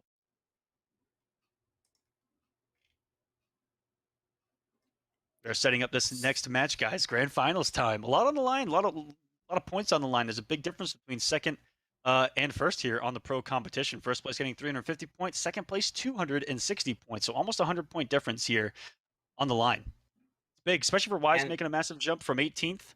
Go for it. No, you're right. Yeah, that's a great point to make. That Wise has already done a lot of work. Han is doing work. He's, again, second place at least. Last time he ended up with second. This time we'll see, right? It's either first or second. But what's very interesting here is that this is a run back. They did play before. It just wasn't in the top 8. Wise Gemini is the player who sent Han Rashid to losers in the first place. So this is indeed the run back for Han. Ooh, I saw Wise kind of I think he breathed a kind of a sigh of relief when he saw that Han made grand finals. Looks like he's part of the Goon squad apparently in there. So we got a Goon grand finals. So it's gonna be exciting to watch. We're gonna have Wise Gemini. Who do you I really wish I could pick his brain here live and just ask him who he used in that matchup. And I'm assuming it's the loop pick. It's looked so good all. Well, it's really all I know him for, but who knows? Who knows with him? He's got some surprises like Han Rashid's doing for us right here, picking the Johnny. I don't think I've ever seen his Johnny. I've seen him play Johnny now and then, but certainly not nearly as much as previously Liu and nowadays Fujin. Yeah, that Liu was something special of itself because he was implementing really similar things. He was one of the best I felt like at, aside from maybe even Ninja Kill. Ninja Kill is probably the best as far as movement goes that I've seen, but he was really good at utilizing those really good wave dashes that Liu Kang has and the walk speed alone. That was one of the things that I think set him apart as a Liu main. That only fit better with Fujin. Completely different story here. It's Johnny Cage. Going to be a lot more grounded walk game, not necessarily a dash game with this one. Round 1, fight. We got grand finals of NA West number 4 between Wise Gemini and Han Rashid, who's coming from losers, trying to get the run back against the player that sent him 2 weeks in the first place. Wise Gemini getting cornered very quickly here. Oh, threatening! Looking for a wake up FB, I guess. Oh, man. What a start here for Wise. Yeah. This is just quick actor frames. When you're at that normal range, that's one of the best things Liu can put out there. Just a really fast and on block safe actor frames. Really smart to do. This is a huge first round for him as he's setting the tone of this grand final early. Oh, another one! He's putting out a wall for him to deal with. What a timing on Wise Gemini. He's getting some plus strings for himself. Not doing too much with it, not too worried about it. And he's very buttonsy. He's not letting anything go by Han Rashid. The duck right there. Loading up a few. And Han Rashid, I feel like, just hasn't gotten anything going. Here's the first chance to get something going. Talking about Han's execution earlier, he just oh my god! You see the numbers there? I mean, see the numbers up there. He needs it. Still has Fatal Blow, by the way. Oh my goodness! And Wise deciding to let go of his. I don't want it. Oh my god! I can't believe it. I cannot believe he won that. I literally can't believe he won that. He let go of block like twice in a row. All Han Rashid had to do was jail. Anything, really. Oh my goodness. David, I can't break that down any more than that. That's just what a huge stolen turn that was. What a giant end to that. What a huge read to that. Look, if he got blocked, he was going to lose the round, and he was already pretty close to losing the round anyway. Might have just thought like, well, this is not such a risk. I'm already close to losing it anyway in this round. And I got next round even still. But it hit, and the timing that he picked for it was this kind of funky, very late moment. And it was correct. So is Han gonna stick with Johnny? We did, if you recall, we did see Han Rambo briefly in NA 3 Grand Finals. We did! Hey, when in doubt, mix it out. Ooh, I've over Cassie, interesting. I wouldn't be surprised if Han plays like 3/4 of the cast. Yeah, he played Rambo twice and won one game with him. Then went back to Fujin. That was Grand Finals versus Tigers last time. Johnny Cage. But he is really dancing around this character select screen, and I gotta tell you, that doesn't inspire confidence for me. That he's is almost visible. You can almost see him through the screen here, sitting in his boxers in front of his screen, trying to decide what to do. Hey, like, not yet sure about what to do. Shaolin Trap Dungeon. He did. And if you're in that kind of mindset, here's the thing. Yeah. I was gonna say, here's the thing: is that he had it. He had it, right? All he had to do was jail something, and he got a turn stolen, and he lost. Like it wasn't that huge of a detrimental loss for me to say immediately come off that character, because well, okay, but think about this. He was only in that situation because he did like an 8,000 damage combo. If not for that, okay, that's true. He would have been way down in life. It was sick for the final round. I mean, Anyway, he seems to be doing all right now as he's coming in with the blitz. Yeah, and one thing I wanted to talk about was even at the character select screen, the fact that he didn't come out of the gate with Fujin told us, and you know that it told Wise Gemini, that he was going to be really uncomfortable with that pick in this particular matchup.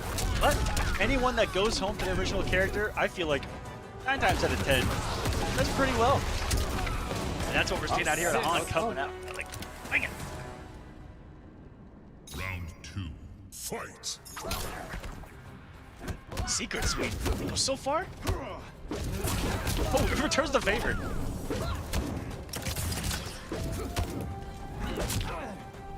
Just barely got it.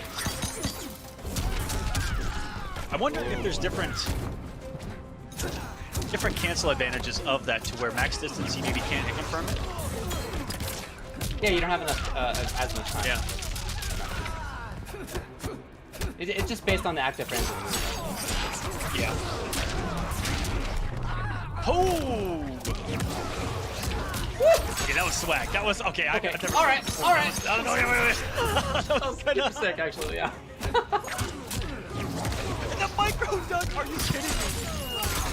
Han Rashid just came to life with his character.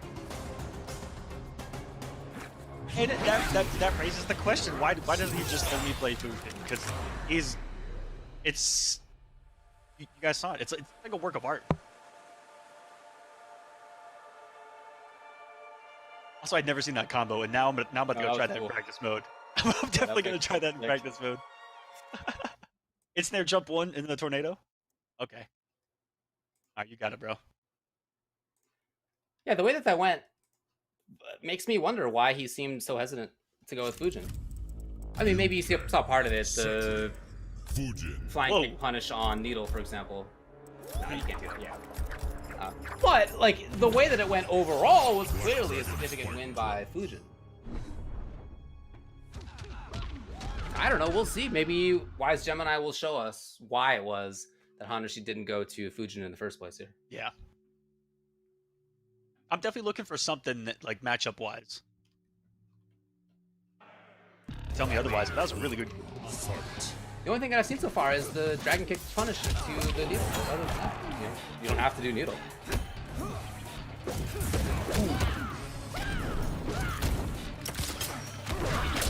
Well, projectile definitely going to be a hindrance. You know, just the projectiles of Blue can cover, if he's right, the advancements of sure. You know, low projectiles Take away the forward 3 way in. Straight projectile and its snare projectile to cover the skies that also lead to combos.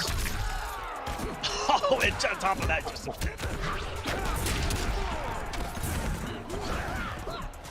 oh, the string actually saved him. Fujin things. Beautiful. Out of there as a result. I Oh love my. using the plus frames on that up through. That was great. He is out of The there. flying kick doesn't cover. Oh, Okay, what a shuts fight. it down there as well. And he calls out specifically the roll wake up. We are not equal. Oh man, that was conditioning at its finest right there. He looked at the skies like a Boeing 757 up there. And the... He has a read on everything right now that Wise has done. His switch to Fujin has ignited something in Han Rashid that was. Yeah, this is not just about the Fujin, which has looked great, but these are specific reads that he's making that would have applied, I would think, to Johnny as well. And yet, right now, he is killing it with it. Stealing turns. He's all over the place. 2-1 for Han Rashid, 4 straight rounds, and making us all question why not Fujin all the time. Why not Fujin?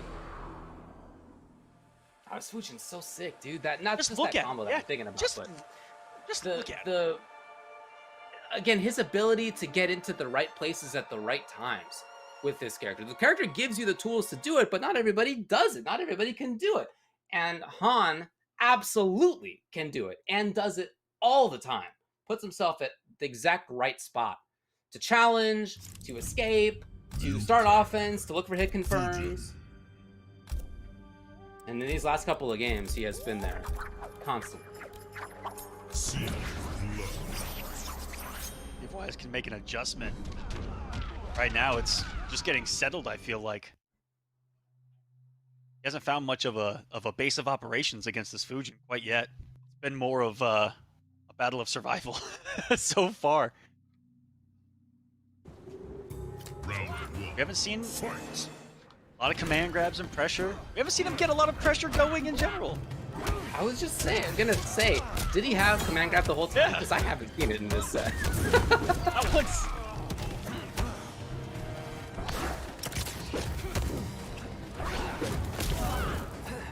Oh, too far. I love the idea though. Yeah.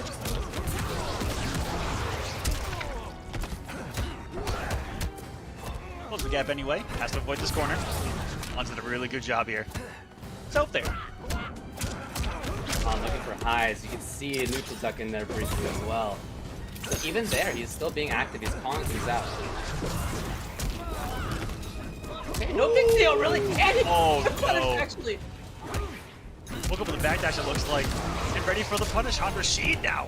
Putting himself on reset point. I feel like a completely different player.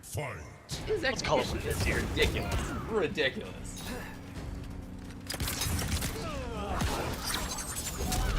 Ooh. Slightly whiffed that one. Oh no.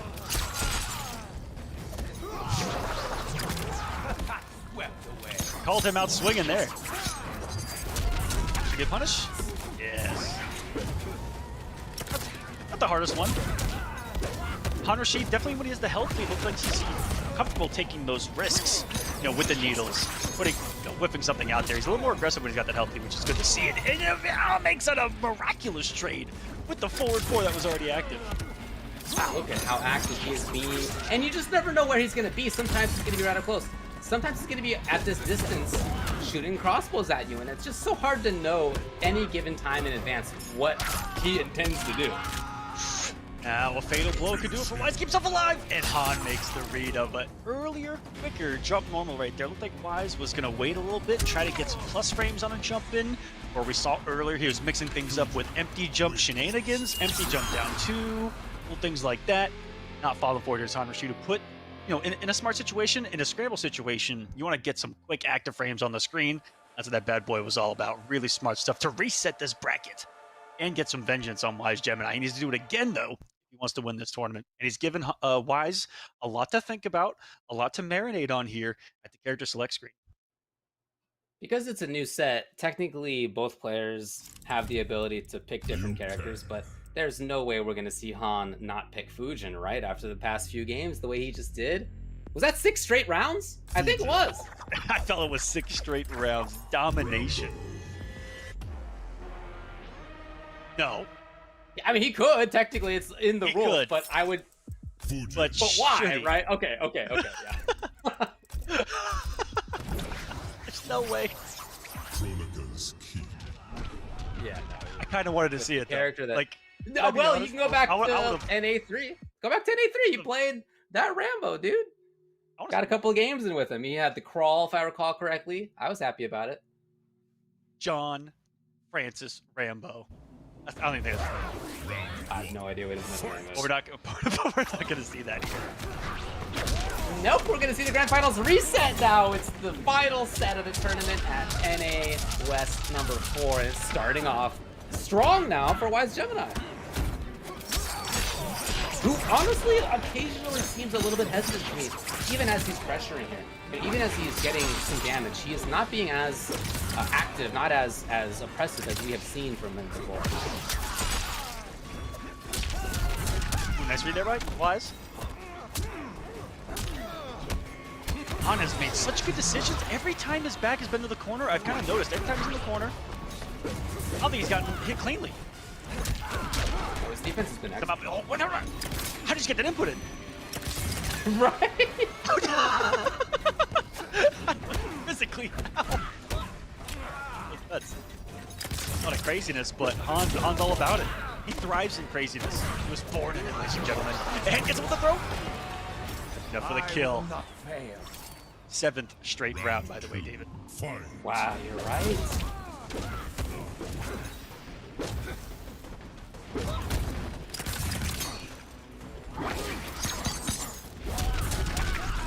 Yes, there's the punish.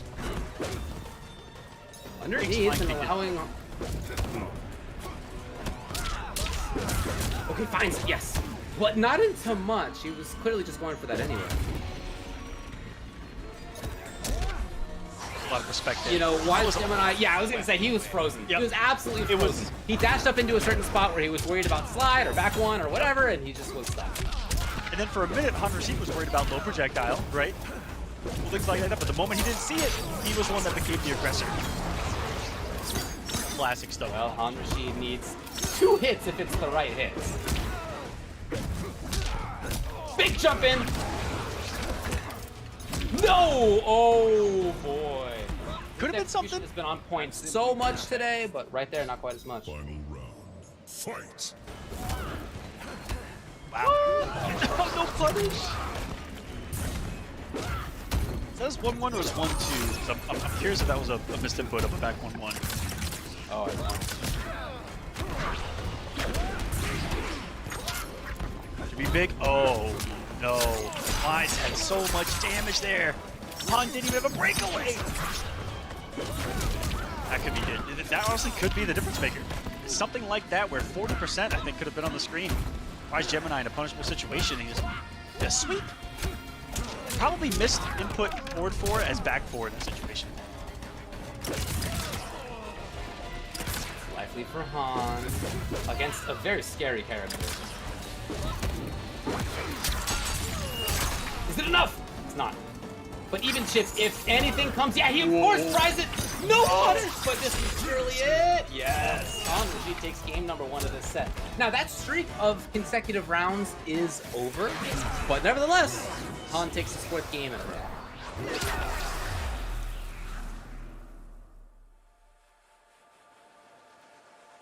Now he is winning this tournament officially.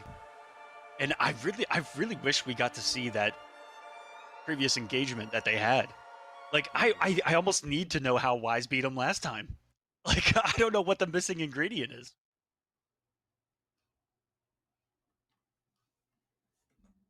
The mobility of Han has been sensational. When he gets into ranges, you talked about it, literally freezes Wise Gemini in place.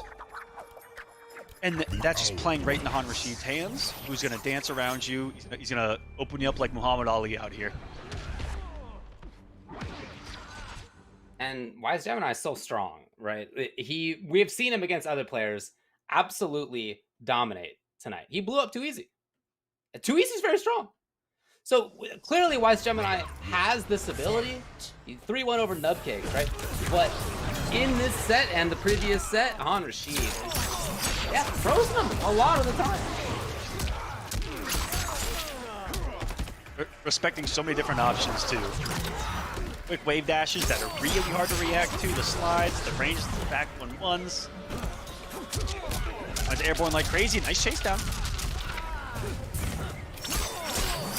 He rolled out and actually Wise Gemini with the whiff, even though he read grab him. Man, sometimes it works out for you, Aquaman. Sometimes the game's like, yeah, you're doing pretty well right now. You can just take it. Yep, you just have it.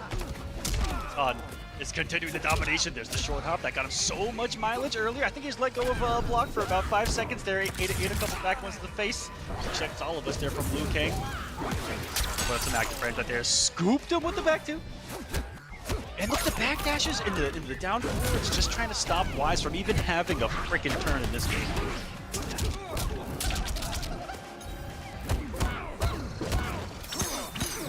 Oh! Okay, that's cute. I like that a lot from Wise Gemini right there. Yeah, worst case scenario, closing that gap, and another short hop kick. Might as well call it unblockable tonight. Bro, gonna be enough, and Han Rashid has now, what, 5 straight games. 5 straight games. And is giving himself a tournament. Lost one round. Man. He is currently 4th in points before this night even started. I think he's guaranteed in 2nd place on a victory. He is going to take over 1st place in points for West. I'm very 5% well sure. deserved.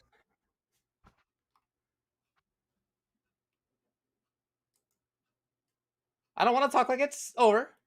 Wise Gemini again, extremely strong. Jackie Briggs. Oh, that was the quickest Jackie pick I've ever heard. Now, we have seen the Jackie from him earlier today. We saw that in Winners Finals, for example. But Too Easy did take a game, and Wise Gemini switched back to Liu right after that. So the Jackie was picked, but didn't have that much success. And here it's going to be what he'll need to win on throughout the rest of this if he's going to take this tournament. It's a pretty good character to bet it all on, David. It's true. Sure. But is he going to be warmed up enough in it? Does he have to match? Oh, that's disgusting. I don't think anyone was going to not get hit by that. Turning Fujin's back one into a tick throw.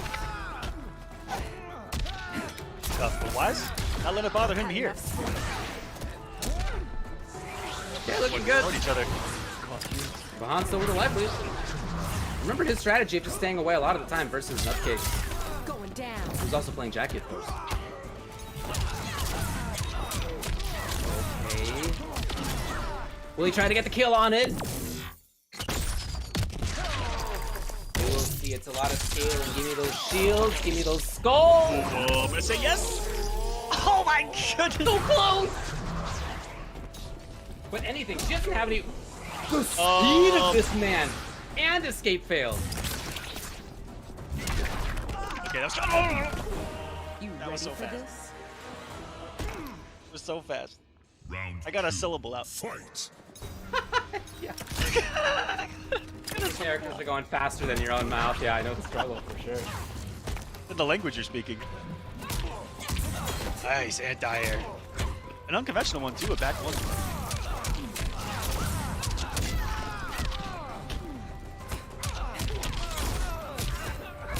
All right, Wise Gemini. Again, we knew that you couldn't count him out, and he's looking great right now. He's got that corner. He's got that big damage. Is this KB? Too close? Nope, I guess not, but not gonna matter. Almost a flawless. Holy crap, what a brick wall that Han Rashid just ran into as far as momentum. And I think all of us. Yes. Really. Us sitting here, you guys watching at home. Whoa. What a stop to that momentum. Yeah, very, very dominant game. Very, very dominant game. Yeah, that's some big damage off of those clinch pickups too. Not the most conventional Jackie that you see. This is kind of a mixture. of old school and new school. I heard you guys talking about it earlier. You know, not seeing clinch super, you know, used since 2019. Yeah, back in good old first round KO days, but it certainly first still round has KO strength. days. For sure. Taking the best of both worlds, having the mobility and the massive cash out of the clinch. Fight. Look, it's still 2-1 for Han Rashid. He's still only a game away, but this game has started just like the last one did, with Wise Gemini getting in there very quickly and getting the back throw portion of the clinch KB loaded up already.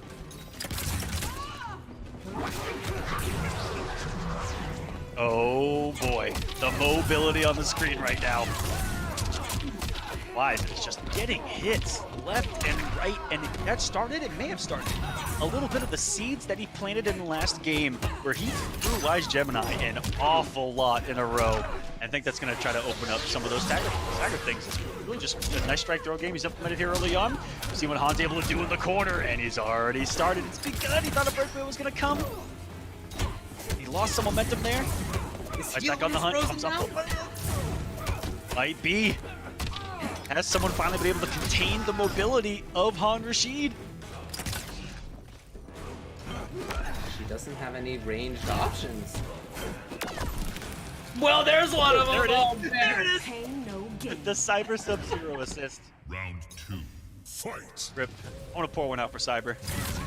That was a homie the past 2 games. They're working on him in the background, that poor bastard. He's dead up there. He's just hung up as a display.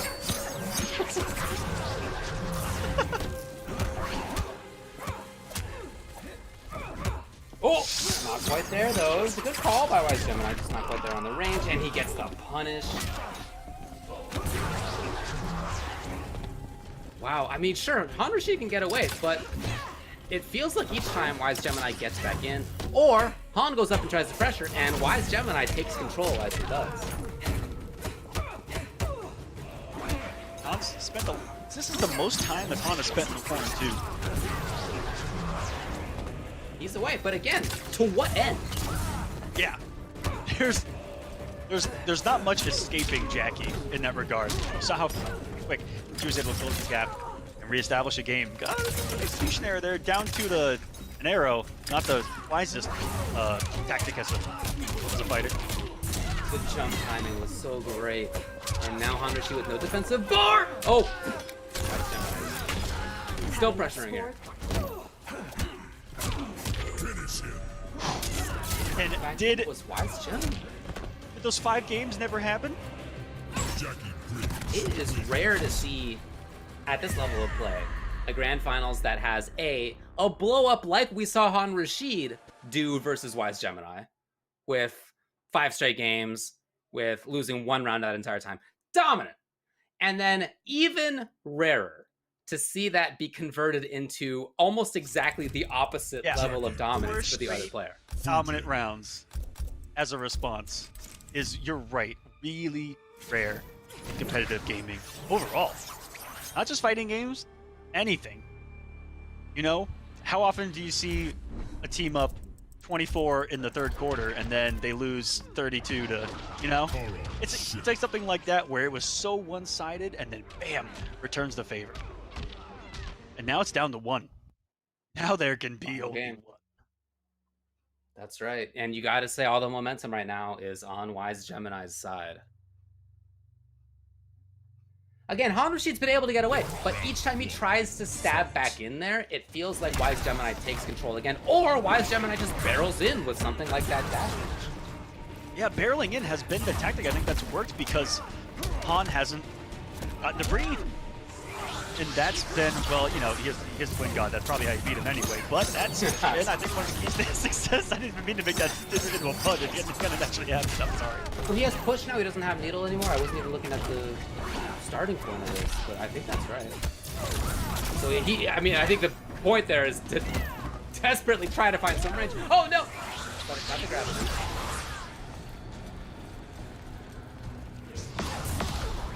Yep, there it is. Checking from far. spending a bar on that each time. Ooh, barely missed spaces the dash punch too. Sense. I don't even know if that was intentional. Still gonna work out for Han Rashid, who's working on a match point here.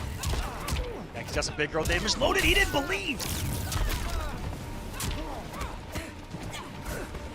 Jumping away. And Han Rashid, you know he wants to get away. I don't think he's gonna do it. No, it's Wise Gemini getting back in. Who went for the reset? Wise Gemini putting himself on tournament point. And how Han let that go beyond me. Wise Gemini. This could be the tournament. Like, this would be, I think, the biggest win of Wise's young career. You know, I talked about a lot on the East Coast side of things, these young and up-and-coming players. Wise among the best here on the West side. Han Rashid, huge veteran, by the way. I think he goes back to MK9. Wise trying to make a big name for himself with a potential victory here. This is just how these last 3 games have gone. Han Rashid is still stuck here, out of the corner, so confident as Wise Gemini that loading up the KB was more important to him than keeping the corner. Han in big trouble! It's not enough, but so close! Chip out on the grease! Oh, no, could he have crouched that final hit? Oh, man. I cannot believe the turnaround. That Wise Gemini. Absolute greatest. Yeah, and one of the absolute greatest comebacks mid-set that I think I've ever seen. Wise Gemini ends up taking NA West number 4. So fascinating back and forth overall if you think about it between these two players, because in their original winners side set, Wise Gemini sent Han to losers. So he came into this grand finals like the winner, I guess, right? He was leading, you might say. And then as that first set went on, it was the big flip into extreme control by Han Rashid, who again, 5 straight games, lost only 1 round in that whole time. Yep. Looked like he was unstoppable. And then the character switch from Wise Gemini just started the ball rolling the other way right away. It didn't feel like there was any, we were wondering, like, is he warmed up with this character yet? Right into it. ASAP. And never let go the whole time. Question. Yeah, right out of the gate. Felt like he was right at home. That little bit of warm up on the grand finals, or sorry, winner's side probably helped out a little bit too. But sensational. There are not many people in this community and in fighting game history that can say that they lost 5 straight games and won the set. Yeah, right. Raise your hand if you can say that. Not me. Ooh, not me. You can say that? Oh, this guy. All right, you set that up perfectly for yourself. I did it. High five I did yourself. High five yourself. High five. Nice. High five. Nice work. I'm ready. Well, if you'd like to have that experience of building your own win 5 games and then, or lose 5 games and then also win a set, then you should be entering tournaments that the PlayStation 4 has available to you. Of course, the PlayStation 4 is the console that we're doing all the stuff on. You can check out the PS4 Tournament Open Series yourself. There are PS4 tournaments every week, competitions of all skill levels. You can compete against friends. You can compete against rivals. You can head over to the PlayStation 4 Competition Center at compete.playstation.com. Sign in with your PSN ID and easily find a list of available PS4 tournaments to sign up for. And many people have been doing it. We have had hundreds of players at these Mortal Kombat Pro Competition events, but there's a lot more stuff going on as well. Thanks for presenting this event, PS4. It was a good one, man. What a top 8 we had on both sides tonight, but especially the way that last one ended. West Coast, you guys showed up tonight, so shout outs to you guys. We had a lot of newcomers on both sides, though. On East Coast, I talked about 6 of the 8 were kind of newer faces to the community. Here on the West Coast side of things, we got Wise Gemini, really young player. We got Patient Impulse. We got Pop-Tart, who's kind of brand new as well. We had Doom with the DQ. We'll probably see him on the East Coast side of things on the other side, but still had a really good tournament. Obviously made it this far. Another guy that kind of came in much later in the community. And so these young guys are getting better and better and better. And that's what I see a lot more here in the pro competition. And how great have these top 8s been in variety of players and characters? Like it's been hard for these guys to make top 8s consistently. And those brackets are getting really big, you know? Yeah. 600, 700, 1,000 plus in those brackets. Pretty nice. Absolutely. And I like what you're talking about with the up and coming players. I think that is a really important storyline. But for this week and for several times actually on both sides, we have also had players who have been around forever in the NRS scene. Yes. You had Wound Cowboy in top 8, for example, right? Player who was a top player 10 years ago. That I think is super cool. It kind of shows this meeting of the various, age brackets of the NRS FGC that I'm super happy about. What are you reaching for back there? It's a cat. Great. Oh, get the cat. I want the cat. Bring your cat. You want the cat? Come here, Con. Come say goodnight. But I really do think that that's cool, and it's a great sign that the game is being appreciated by players of all ages and entrance points into the scene. Oh, I'm about to go do the same thing with my own 2 kitty cats. But again, congrats to everybody involved in the top 8 here on both sides. We had a couple of great events. We have 4 more in the regular season portion of this. Yes, we do. After which we will have the finals, of course. And in NA, that's going to be the top 16 who get in there. So many of these players are, you might say Han is pretty well guaranteed at this point, but seeding is going to be important. Seeding is still going to be important regardless. Comfortable is maybe a better way to put it. I think we like to call it sitting pretty sometimes. Sitting pretty. He's sitting pretty right now, right there at the top. Sitting pretty, but naturally he'll want to win anyway. That's how it is. And why is than everybody else at this level? Why is this going to jump up to somewhere he might be around 8th, maybe just outside of the top 8? Just in a performance like that alone, he came in with 40 points with a victory that's 350. So boom, that's a huge jump right there. Halfway through the season, he just has to fight for that one of those finalist spots. It's top 16 here on the North American side of things for the finale, and it's going to be a prize pool of $10,000. That's what's on the line here for the entire season, guys. You got it, man. Always a blast to do the commentary with you and with Arma. Had a lot of fun. Yeah, absolutely. This was incredible, guys. Hope you guys enjoyed it. This was East and West here, the pro competition. Plenty of weeks left to go sign up at compete.playstation.com. That's going to be it for me. Oh, David, take us home. I'm ready for bed.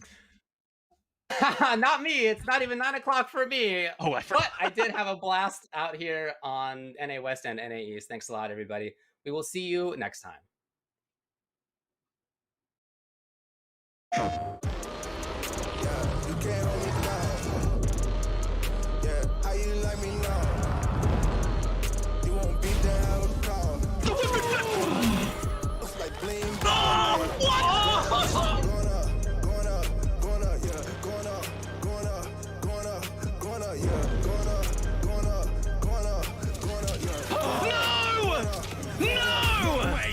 No jokes, no gimmicks, just combat.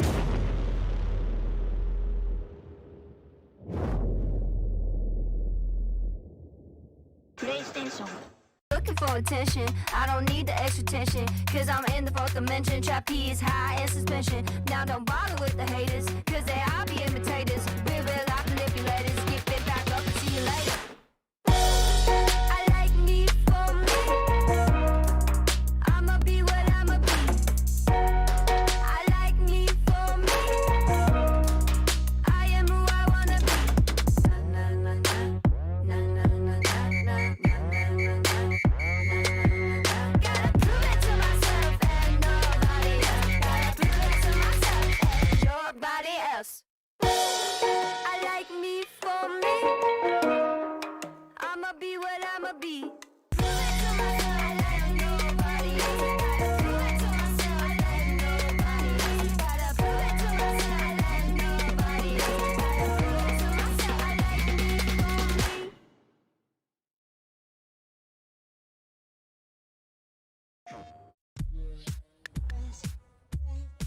myself. I like me for me. Hey guys, Ketchup and Mustard here, and it's time to test your might in the Mortal Kombat 11 Open Series. Ready to rumble? Power on your PlayStation and head to the Events app, filter by type, and select a convenient date and time. Boot up MK11 and locate the PS4 Tournaments menu option. Click it to visit a familiar place, the Console Events tab. Sign up and prepare to play. Once registered, you can view your tournament details and check-in time. A notification will remind you to tighten your black belt and get over here for your match. Continue combat in the open qualifiers to close in on the competition. Thank you for watching, and we'll see you in the tournaments.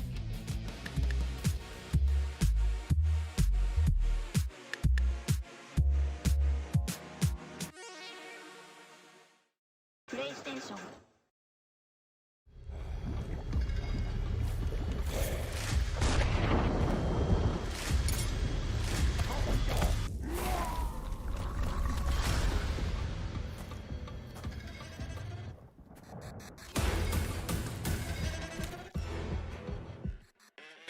Who are you? I'm your worst nightmare.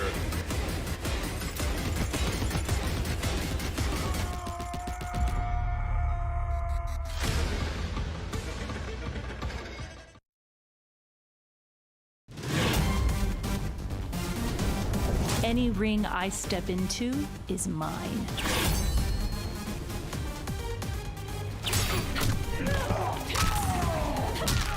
End of the line. Then this fight is now personal.